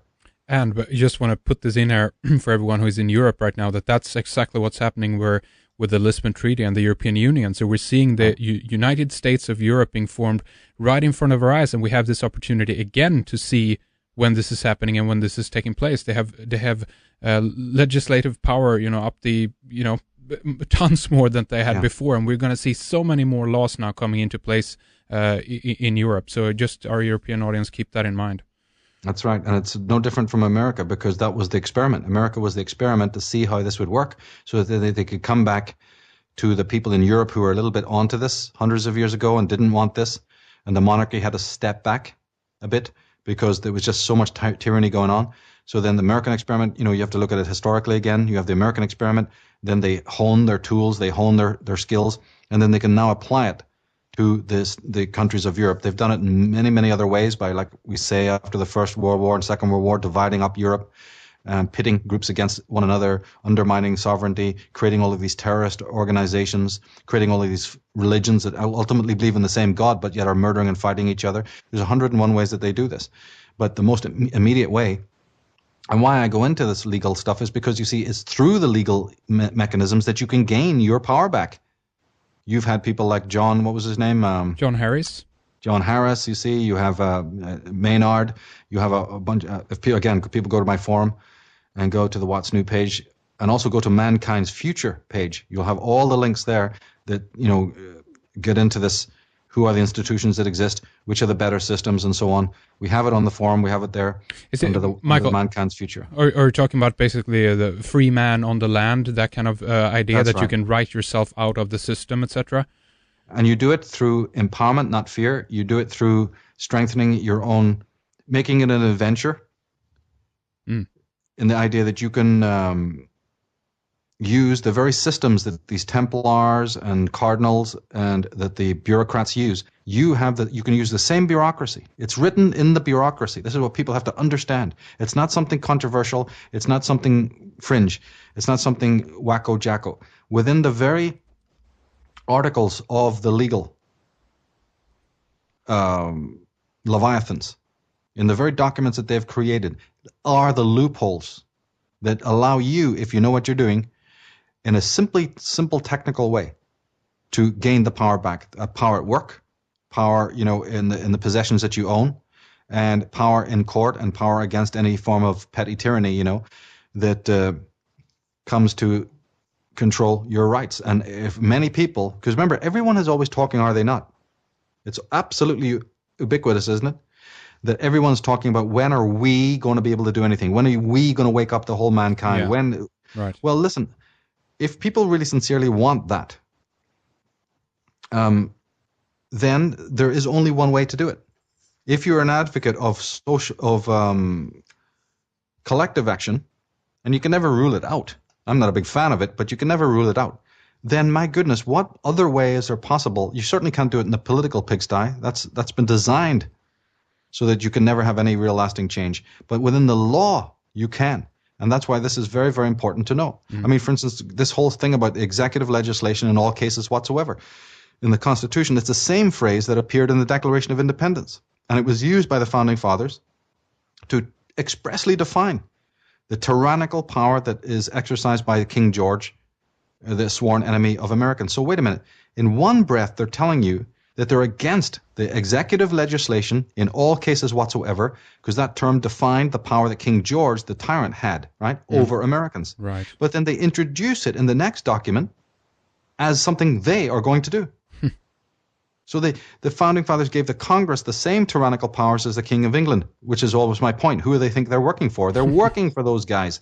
The Benjamin Franklins and all these people were basically agents of the British Crown, but they were like the Fabian. The Fabian logo, as you well know, is the wolf in sheep's clothing. Indeed. And that's what it's not just an emblem, a logo. They literally have done this. And most of the signers of the Constitution were what? Oh, Freemasons, obviously. Right. Yes. Right. And they were the same men. Most of the signers of the Constitution were the same men who signed the Declaration of Independence. And the Constitution restricted the Congress's tyrannical power, right? This is the Constitution restricted it to the, again by the wording, to the District of Columbia, and Washington is where all the federal orgs, you see, are rooted. Yes, the microstate of District of Columbia. Right, which is controlled from England. And the Vatican has a power as well. But that, in a way, is a little bit of a loophole, because by having these tyrannical powers, this absolute power, at least it was restricted to the federal area. It's only later on, by complicity of human beings, that they forgot this, and then these federal agents were able to then infiltrate all of the different states with their own people until you have the mess that you've got today. But the thing is that the United States of America, that term, and the United States are two forms of constitutional government in America, with the latter one being the tyrannical body. It's the United States. That terminology is tyrannical. That's applying to the federal agents. And the United States of America was a term that applied to the free men of the states. So what you basically had was two constitutions. This is what people don't understand. You've got two, just by the simple wording of these articles. And we have the links, and we'll put them up on the site so people can thoroughly understand this. So that in 1865 and in 1868, after the Civil War, when the 13th, and 14th Amendments were written down and passed, it was the 13th Amendment that made it possible for Americans to be voluntary slaves. The only kind of slavery, Henrik, that the Constitution and the Declaration of Independence forbid is involuntary servitude. Meaning they cannot come to your door, grab you, put chains around you like a black, and take you down to the cotton fields. That was rendered null and void for white men by the Constitution. But if you want to say, can I please become a slave? Can I serve you? Sign right up. Oh, by all means. Yeah. Here's your chains of gold. Here's your stipend. Here's your pig pen. And get on with it. And that is what has happened. Do you, Michael, think that this ultimately boils down to the fact that parents sign away their children to the state when they're born through the birth certificate and so forth, or does it go deeper than this? Is it more things that people sign that gets you deeper into this bureaucratic mess? Or that's the first one. Everything you sign, from a parking ticket, to a contract at work with a boss, and all of the above, houses, all of the rest of it. Yeah. And remember, it's okay to be doing that if you really, we don't want to get into too much of the actual step-by-step stuff because, first of all, I'm not the expert on it. I just researched it, but I can tell people where to go for the people who really have the tremendous specific knowledge. But one thing I can say is that it doesn't mean that you don't have to sign it. It's just that you don't have to, you strengthen yourself.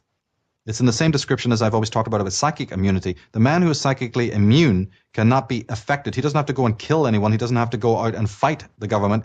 If he is psychically immune, he cannot be invaded. It's the same thing this way. If you're legally immune, then even these people can serve these papers on you, and you have the legal power to simply in contractual ways, without any loss of energy, without any anger, without any defensiveness, without any loss of power, without any hidden agendas or anything like that. You can simply, in a contractual way, say no. Yeah. Through a legal procedure that can be done in a very, very specific way. But yes, with a birth certificate and your parents' ignorance, you see, of course, that is signing you on to basically be a debt slave onto these systems. And it's the same in America as it is for Britain.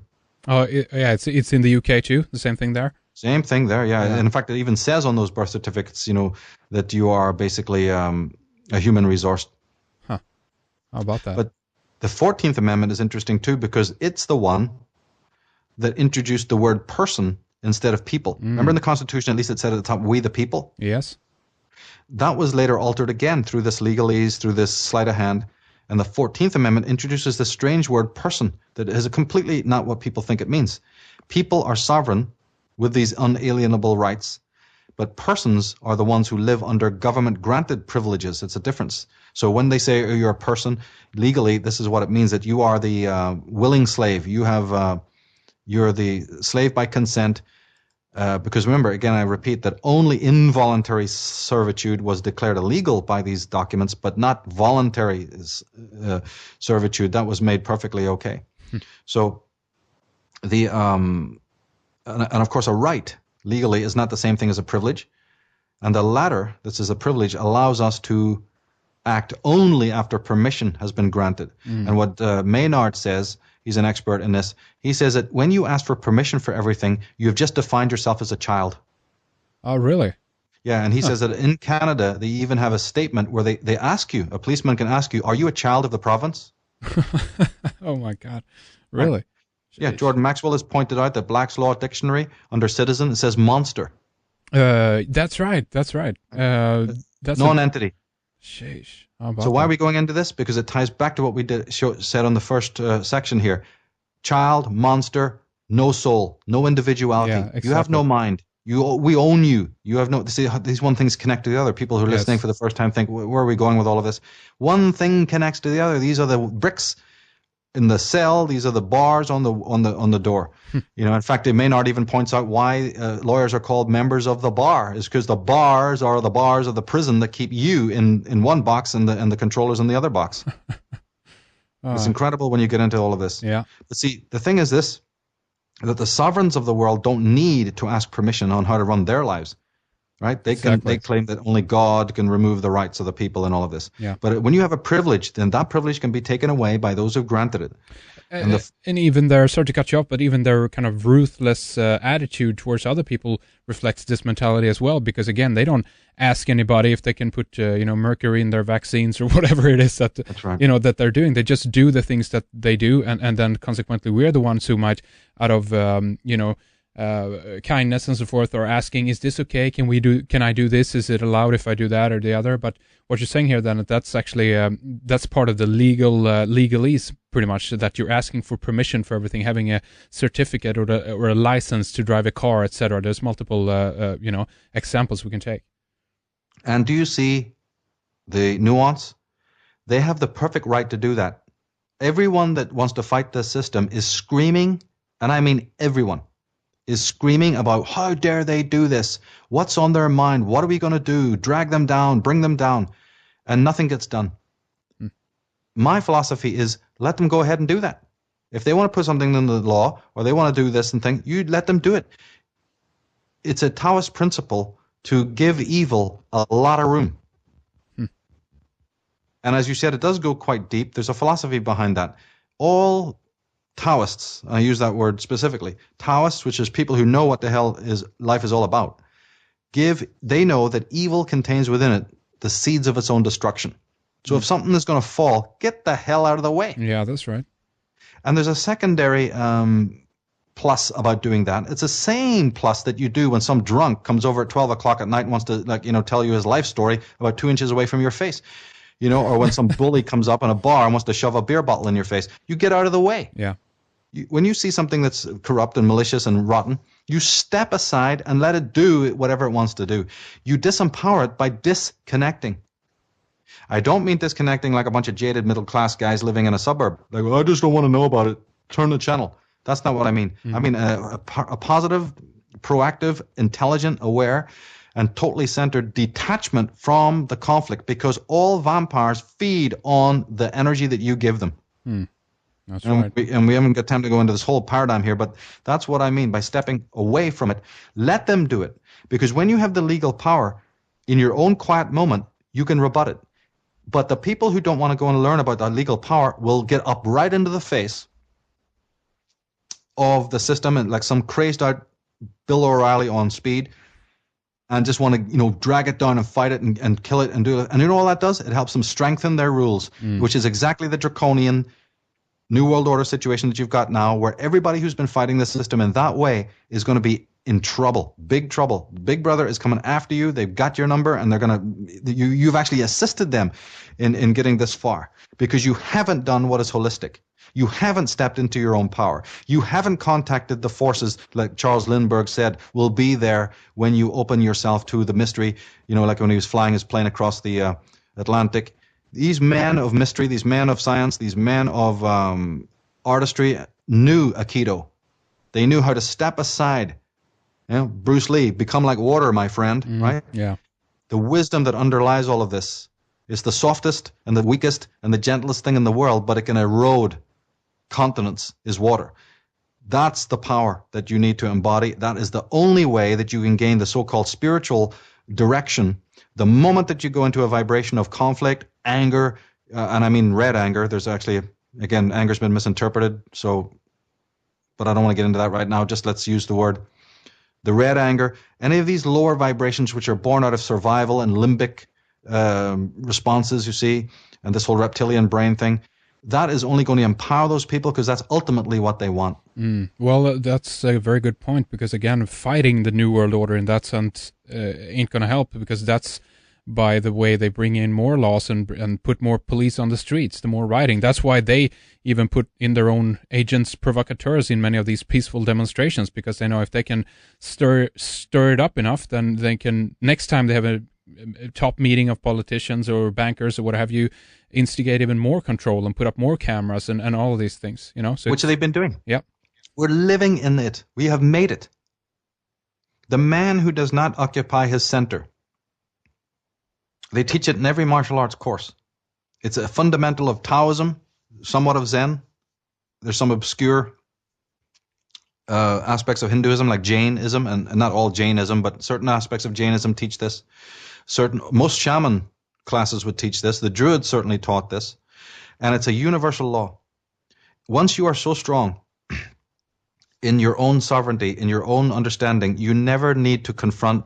In fact, it's the last thing you want to do. It's a spiritual law that's very, very difficult to understand, but it's fundamental. You disengage, and you by ignoring, literally by ignoring the rants of this bestial thing, you disempower it. And your final and part of that strengthening of your own immunity is this legalistic empowerment, using their own system against them in a very cold, calculating way in which you use their own power. Why do you think I talk so much about psychology? Because I always emphasize that they're the ones who know all about your psychology, just like we were saying. Yeah. So you need to learn it, because that's what we talked about in the DVDs as well. You need to get up to speed on it like nobody's business, because they are using these psychological powers over you. It was the same thing with the legal. Now, how many times, again, I reiterate this, how many times have you heard people say, when are we going to do this? What are we going to do? How do we fight them back? On talk shows, on radio shows, on podcasts and books, in the streets. Everyone is telling you that they need to fight back, and not one person tells you how. Yeah. because there's something about this consensus trance or even the collectivism. Do you realize that there is a collectivism?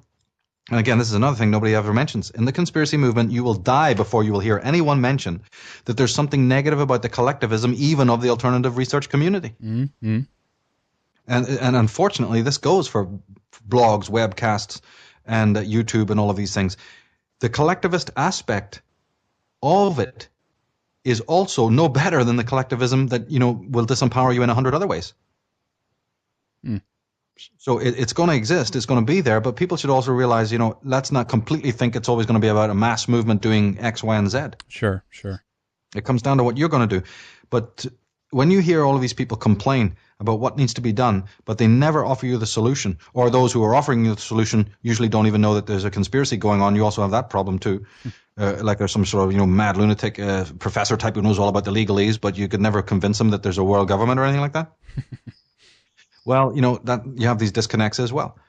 But again, I always support that, and I've always done so. With whether it's incorporating your name or stepping right outside of the system, and getting this sort of legal empowerment, which can be done, is a fantastically empowering thing. You may never even have to use it, but at least you know that you have the great power to use it. It's like every martial artist will tell you if they're like a first dan or second dan or third dan, and they can knock you out just with your elbow. They never attract conflict in their lives because they're walking knowing that they're so strong and powerful. They can be 4 foot high. These people never get into conflict because they're already so empowered, you see. Yeah. It just doesn't come their way. Okay, that covers a little bit on in terms of the extended conversation on the Constitution Con. There is one thing that we want to talk a little bit more about here, Michael, and that goes into basically continues on the thread of psychic sovereignty and how to attain that. But death instinct is another factor here too. It's a psychological phenomena, I guess. Maybe you can tell us a little bit about this and what your take on this is, and how important this is in terms of understanding the situation we're in, Michael. Well, this ties back to Freud and the whole question of the ego and the repression. Freud, in his last works, decided that there was, of course, the life instinct, which is having children and feeling positive towards the world, and everything grows and everything gets created. But he noticed that there was also this counterpointing energy, which is he eventually called Thanatos, the death instinct, in which is there's also a property in matter and a property in consciousness that basically doesn't want to grow, doesn't want to live. It becomes static, it becomes morbid, and it falls back into inertia. Dust gathers on a table, rust gathers on a piece of metal. There's certain entropy. Nature is also pulling things back into the void. There's a deconstructive model. And Freud's term for this was after the Greek god Thanatos. And he also said that it happens in the mind. With a morbid soul who's been brutalized and terribly hurt, it's like a form of regression, because there's repression and then there's regression. Regression is that when life becomes so horrible for you that living in the now, living in the present becomes so bad, a safety mechanism is to return, not physically but psychically, to a previous state of consciousness in which you were safer. And this thing called regression accounts for an enormous amount of human behavior. Incredible to study it. And the death instinct is a much more morbid version of that, in which the person not only now regresses to a previous state, they basically stop. All forms of life force slowly fade. And then you have this, again, morbid, basically vacant, very manipulatable, vulnerable type of person walking around. And so Freud elaborated, you see, on his theories. And then his very close friend and associate, Otto Rank, who's one of the greatest psychologists who ever lived, he changed it a little bit, and this figures a lot in my work and my interpretations, is the theories of Otto Rank, in which he said that no, the Thanatos is not so much as Freud defined it, as this mysterious, sort of almost mystical, metaphysical, inertia, or some sort of recalcitrant energy, that sort of holds the life force back or whatever.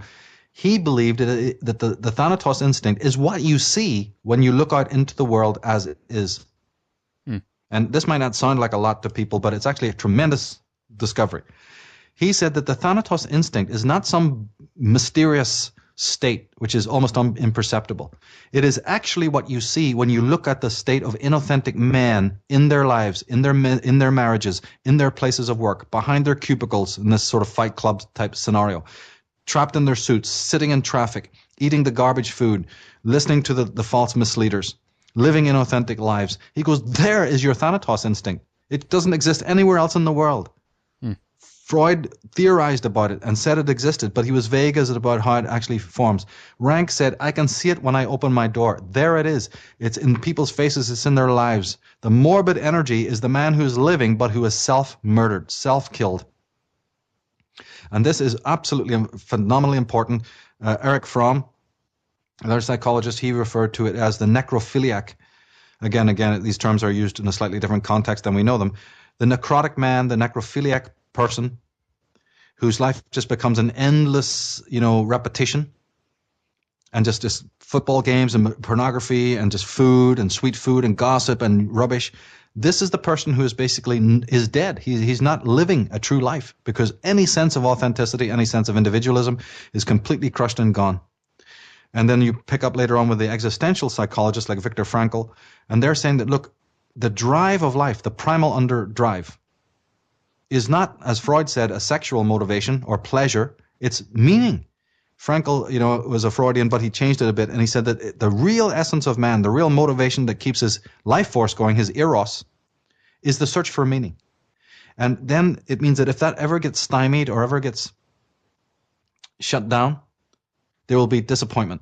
There will be tremendous disaffection, and the person will then become neurotic. For those who are not familiar with anything to do with psychology, I can give it a very clear explanation of what psychology is in a nutshell. All psychologists, I mean the big wigs, the ones who really created it and who have a legitimate reason to be called that, all psychologists by definition must have a theory of neurosis. Okay. They study human beings, right? But if they didn't deal with man's dementia, and if they didn't deal with the weird mental aberrations that human beings have, they'd just be sociologists. Sociologists traditionally study mankind in movements in society, right? Right. A psychologist is slightly different. He's a sociologist, but he focuses on derangement. He focuses on abnormal traits. And by doing so, they therefore have to have a theory of neuroses. And that's what you find. If you read Jung, if you read Freud, if you read Adler, if you read Horney, if you read, Rank, and you read Viktor Frankl, you see, or Erich Fromm or R.D. Laing or any of these people, that's what you're looking at. You're trying to find out what is their particular theory for the reason why men do the crazy, sadistic, mad, self-sadistic, and masochistic things that they do. And of course, each psychologist has a different theory, or some of them are very similar, or some are a little bit of a twist on one, and some are radically different. Some are very radically different. And this is what defines a psychologist, and people should know this. But this redefining of the Thanatos instinct is a huge, huge piece of it, because it explains something very, very important. And that is that the inauthentic man who's walking around in the world, but he's self-murdered. He hates himself. But he then may create a perfect public persona, right, in the world that makes him look completely adjusted. Now, I've said in my work so many times before that the schizophrenic or the schizoid person will create a schizogenic society. The toxic man, will create a toxic society. But if society is saying, oh, listen, you don't have to worry about that. As long as you present the socially acceptable, acculturated face, we don't give a damn if you're self-murdered or what you do in your spare time, so to speak. As long as you're a functionary and can get up and work and do whatever you need to do, we don't care if you have to take pills. We don't care if you live a life of misery. We don't care if you've got millions of distractions. And we don't care if you bring misery to everybody who's got the misfortune of coming into your life.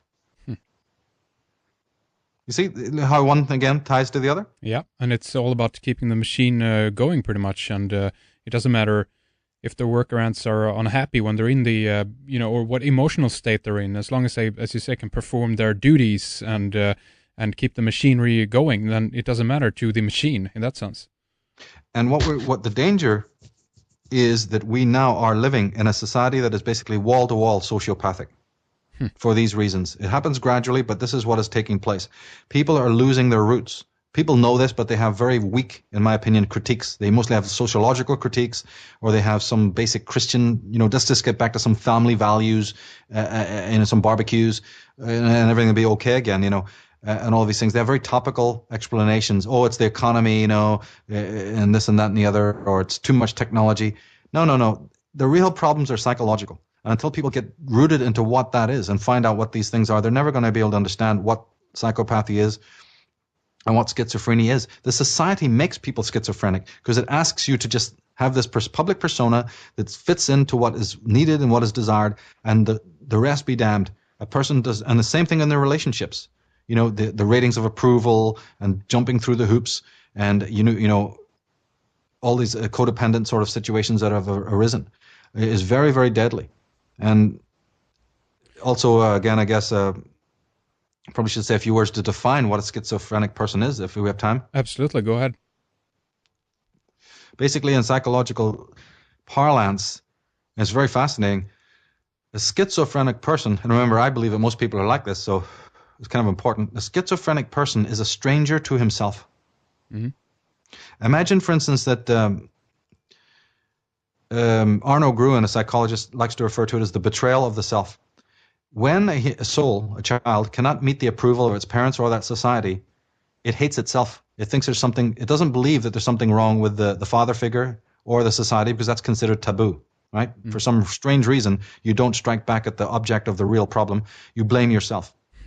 And when the blame becomes extremely severe, then you basically, I refer to it as being self-murdered. And Gruen talks about it as being, the self-betrayed individual. And or Fromm calls it the necrophiliac person. And again, this is the Thanatos instinct at work. Well, this individual has lost all sense of subjectivity. In other words, the way you and I and most of the people listening to this think of themselves, they have this idea of selfhood. When you think about your mind, you have a vision of yourself, and you have a personality image of yourself that you've carried all the way through your life, mm-hmm. the sense of identity. You have to understand it, that the schizophrenic person is a stranger to himself as a stranger is to you outside. There is no self in there. The ego is broken. And that person's own being is frightening to them and threatening to them like a stranger's voice. When they hear the voice in their head, it's like an alien thing. So then they keep talking about hearing voices in their head. And many will speak about hearing multiple voices because the fracture can not just be in 2 parts, it could be in 50 parts for all you know. Mm-hmm. That's right. So it's almost like 2 mirrors. Imagine in your brain, in your mind, you have 2 mirrors, both broken, but both reflecting each other. What a mess. In a way, yeah. This is what is happening. Yeah. This is what is happening. The ego is fractured, and it is looking at its own reflection, and that reflection is looking back.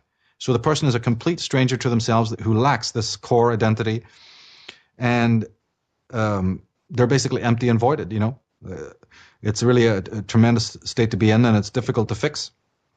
And they're unable to live with themselves. They just in the same way that, for instance, say for instance, you've shamed somebody and you did some real dirty, with a person at work or with a colleague or a person in a relationship. When you meet that person, at some future point, don't you lower your eyes, especially when you know you're guilty?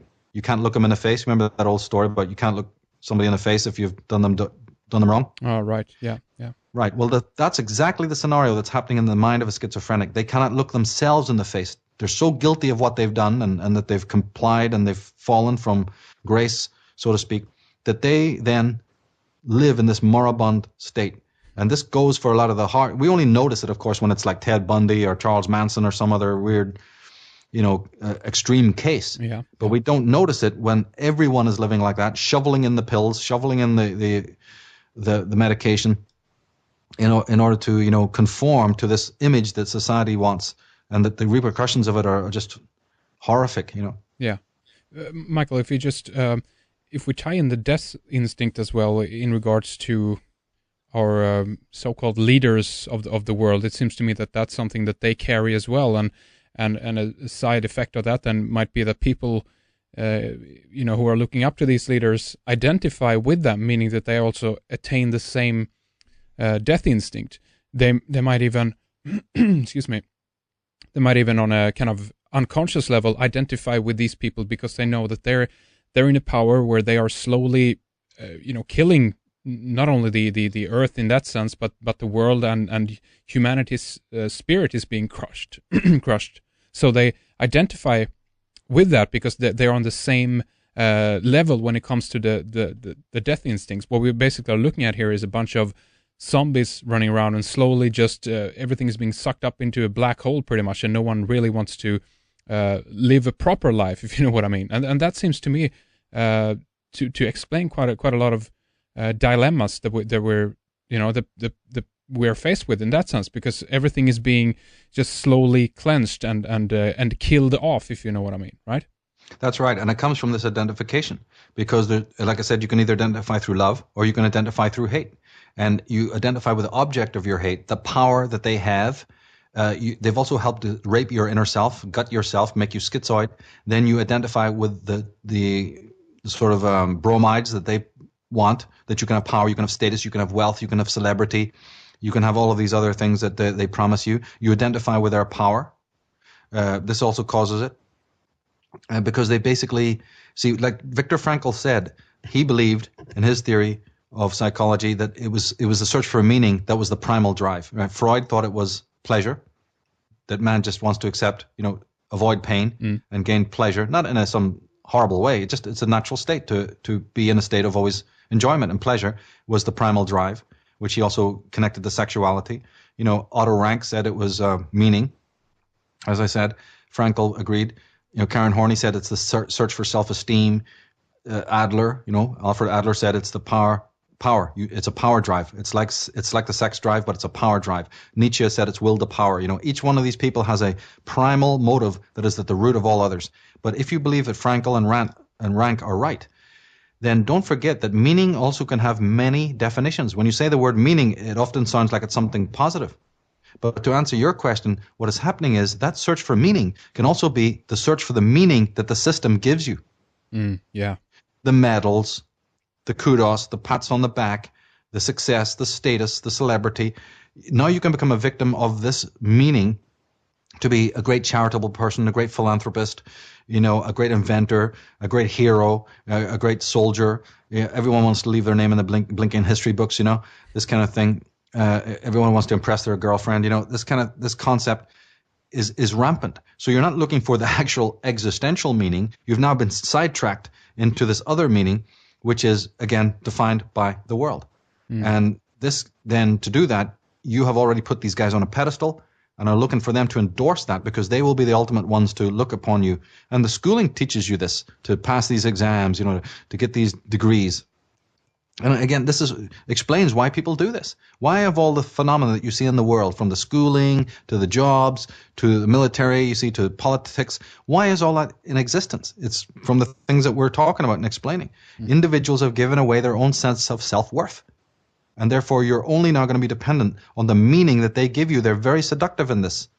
Come to us. We will give you the approval. We will give you the knighthoods. We will give you the kudos. We will give you the exposure and the limelight. And people do it. In one sense, when you're talking about the slow death, the thanatos and the death instincts, pretty much, it also reminds me of the thing that it might also reflect the physical universe, because again, what we see externally then, or what they have been trying to do, is to make us identify with the external. But if we look at the physical world, for instance, we have things as entropy or the second law of thermodynamics, basically that everything is being slowly eroded away. It's a kind of a death process in the universe as well, if you know what I mean, taking place. Even simple things that you have a fire and it will eventually die out, and the heat from that will be transferred into other systems, as they call it in scientific terms. But basically what it means that it's up to us to put more, logs on the fire. We need to revitalize these things all the time for it not to die, but that's not what we're doing. We're not revitalizing, our internal lives, so to speak. And I think that that's a problem too. So it might be that we're so identifying with the external world that we actually even come to adopt the things that we see happening around us. If you follow my train of thought there, Michael. That's right. And when you are that collectivist, It's what your colleague is doing. Now you're into competition, because remember, the system won't just allow you to win your stripes. It's going to put you through all these hoops. You have to compete. And this competitive man comes out of this whole Calvinistic model as well, in which you have to prove your stripes. You have to earn it. You know, there's a great quote from William Barrett, who was a existentialist writer. He said that so long as we remain in the womb of this externalized and public existence, we are spared the terror and the dignity of becoming a self. So just like we say that people are seeking for meaning, or we said earlier that people may be afraid of freedom. That's exactly right. Yes. I mean, Eric Fromm, he wrote a book called Escape from Freedom. Yep. I've often spoke about freedom from freedom. What happens if that is the primal drive? What happens if you actually have a whole theory, a whole psychological theory that is completely contradictory to all others, and says that man, the last thing he wants is freedom. He is wanting anyone that can spare him from the weight of the freedom, and that will explain in itself neurosis. That's like already a theory of neurosis, and that when people can't get that, get what? Meaning, if you offer them real freedom and they can't get the faux version, they go neurotic because they're scared of freedom. You know, and of course the real answer is because they don't think for themselves. They have been so ground down to compete and to prove. How many fathers are telling their kids they're going to be failures? How many parents, you know, always telling you, oh, your cousin's so smart, you know, your cousins are genius, your cousin's doing really well in school, you know, they're just wonderful, you're a complete idiot, what do you think you're doing, you know? And so, you know, you have this, and do you see that, I also call it the George Best scenario, based on the great soccer player George Best. I've made an analysis of his life, you see, and others like him, and why they become alcoholics at the end. They have unbelievable talent. I mean, unbelievable, gifted. How many rock stars do you know? Janis Joplin, Jim Morrison's, the Brian Joneses. The list goes on of the great, great people who are in graves today, Jimi Hendrix, and yet they were in so much they couldn't control their so-called, you know, they looked like they were Dionysian and too over the top, and they couldn't control these addictions and what have you. This is all based on this. They had a natural gift and a talent, but they also had some tyrant leering over them, a talentless asshole like a father or God knows who. Just like you see at these pageants with these mothers who doll their little kids up in high heels. Horrible. I mean, we are surrounded by this. And they're bugging this kid. So the kid has lost his natural flow of intelligence. He's become mechanical. We were talking about the technological man. He actually has a gift that's coming directly from that reservoir of imagination and the unconscious. He invented it. He comes up with it. And then in move the demagogues, the demigods, to tell you what you're going to do with this. Right. And all the people, too, in one sense, hog that energy to instantaneously latch on to this person, actually kind of exhibit some form of genuine spark. You know, they're truly, in inspiration. They truly have something unique to give in that way. But the world clenches that, you know, very, very quick. And we get the Kurt Cobain scenario, you know, when they shoot themselves in the head. Precisely. You know? Precisely. This is exactly it. And this can happen in multiple ways, of course. When you see there's something incredibly magical and powerful about the creative process, whether it's in a Beethoven or whether it's in a classical guitarist or whether it's in Jimmy Page, you see. And the aura of that creativity and that flow is very powerful. If it's a master who plays the sitar or a drummer, the people that, there's certain Irish traditional folk musicians, you see, that I grew up with and inspired me in this way. And you basically see rapture on their faces when they're playing their instruments. And this is the flow. This is the total muse operating. That is very attractive to people, and they want to be around it and they want to be near it, and eventually it becomes, you know, corrupted if those people don't hold on to their integrity. And the system will demand that you compete and you do. And most of these people couldn't give a damn about money or fame or any of this stuff, but it's imposed upon them, you see. Yes. And then the result is, after living under that for 5 years, 2 years, 3 years, whatever, they suddenly can't resist, you know, getting into addictions, because the actual flow, direct flow that they had to the unconscious is blocked. So now they have to make up for it through speed and through drugs and through excesses, because now they are not getting fed by their own inner juices. So now they need to go to excess sexually and in other forms of debauchery, you see. This is another great tragedy that takes place. Michael, in this show here and the previous one we did, we've been primarily looking at this from a psychological point of view or psychological perspective. the roots of Tyranny, etc. But we're going to do a follow-up show here in a little while in regards to basically from the philosophical perspective. And you have some interesting ideas in something in regards to what you call the mysterium. Maybe you can talk just a little bit about this and give us kind of a little bit of a teaser, I guess, in terms of what we're going to discuss the next time we have you on, Michael. Yeah, that's based on work I've been doing since about 1986, when I first went to... I've been reading philosophy all my life since I was very young, but I went academically, or tried to.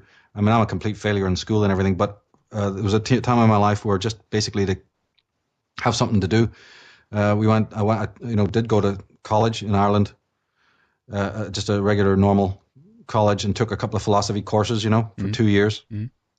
And that's always very good, because there's quite a difference of actually studying philosophy academically as opposed to, doing it at home and sort of just having a general interest and so forth and so on. And that was very productive. And so I've been studying from then onwards all my life and these types of theories. And I've never yet published or written or even spoken on the philosophical sort of perspective into the, world dilemma, so to speak. I've always looked at it strictly from the conspiratorial point of view and the psychological point of view. But it's always been an interest of mine to also examine this from the philosophical aspect, and this is where I think is a good time now, because I've laid so much of the groundwork with the other aspects, the way to look at it. It's another fascinating thing, because I've always described this problem as a sort of a sculpture that you must walk around. You cannot be fixated on just one perspective of it, because this thing is so multifaceted. It really is a gem, that needs to be fondled and looked at in a different light all through your years of life, rather than become dogmatic about it and say, oh yeah, I've got this number, here is what it is, and then keep on, sort of bashing that as if it's one thing. To me, it's very much connected to art, of how you look at these things. And I also believe that a lot of philosophers, if you look into the New Age movement and if you look into the conspiracy movement, there's a lot of bashing going on of people who do not deserve it. Any examples? Well, Madame Blavatsky, Aleister Crowley, right. Gotcha. Hegel, Heidegger, Schopenhauer, Nietzsche, right? Yeah. Taoism. We are living in a undereducated world. I always talk about that when you're in the conspiracy, you need to be much more smarter than anybody in Mensa or anybody out there in the technical world, because this knowledge is very eclectic for a start. It will make you intelligent. It's a very unique subject matter, and it requires a certain kind of perspective. You cannot drag your prejudices from the world and from the living room and from the pub into this world, which is being done over and over and over again. That doesn't mean that I'm exonerating the Hegels and the Schopenhauers and the Nietzsches. Sure. I know where they went wrong. I know what they've got wrong, but that's a completely different cup of tea than saying, oh well, these are the brains behind the conspiracy, or they're the ones who did this and they were the ones who did that, or they were just members of the Frankfurt School, ergo they had to be evil. Right. Yeah. I am fundamentally opposed to that kind of thought processes, especially with ignoramuses who don't even know what they're talking about. So it's always been a fascination to me, this particular aspect. And I believe that looking at the history of ideas to expose, like we did in the previous section here with Hegel, and show exactly why these people have some ideologies that are very perverse, is also profoundly important to go into, because it's, again, empowering. It's what people should be aware of. It's almost like, let's put it under the context. I was talking earlier about how every psychologist is defined by the fact that they have a theory of neurosis. Well, my theories on the mysterium is exactly that. It's a philosophical, as opposed to psychological, theory that accounts for dementia and derangement and neuroses. And it's basically, I believe that the heading I give to it is Disciples of the Mysterium. So yeah, it'd be really great to do a whole talk on that. Maybe it would help a lot of people to even get another sort of perspective on this whole problem. Completely unique, though, because remember, philosophers in general do not, and I repeat, do not deal with a conspiracy. There's not one of them that do. In fact, the philosophical movement in general doesn't even acknowledge Ayn Rand. She's not even mentioned in dictionaries and encyclopedias of psychology. Omit her. Like the official ones don't even have a section on Ayn Rand. There you go. And she wasn't even conspiratorial. She was just a little bit, debunking their systems, and they refused to accept it. So again, my work is very much to fuse unlikely and apparently disparate disciplines and see what comes out of it, So sometimes it's nothing, and sometimes it's really profound. You get these sparks that are really incredible. And I think it's really time now to bring out this whole thing on the philosophical take on it, the existential take on it. Okay, excellent. Really looking forward to that. The Disciples of the Mysterium. Philosophy is very important indeed. So heads up on that program with Michael then coming up here in a little while. And we'll go more into detail into these subjects. MichaelTsarion.com is the website. Go there, check out his other websites and his work, of course, or Origins and Oracles, Architects of Control, etc. But with that, thank you so much for your time today, Michael. I've really enjoyed it, and looking forward to talking more with you then next time. Oh, it's always a pleasure, Henrik. It's so great to get into all this material. Thank you so much for the time. Really appreciate it. That's our program with Michael Tsarion. We will be back shortly with another program with Michael. Also see upcoming guests in our radio archive for much more. Thank you for being a member. We will talk more soon. Bye-bye.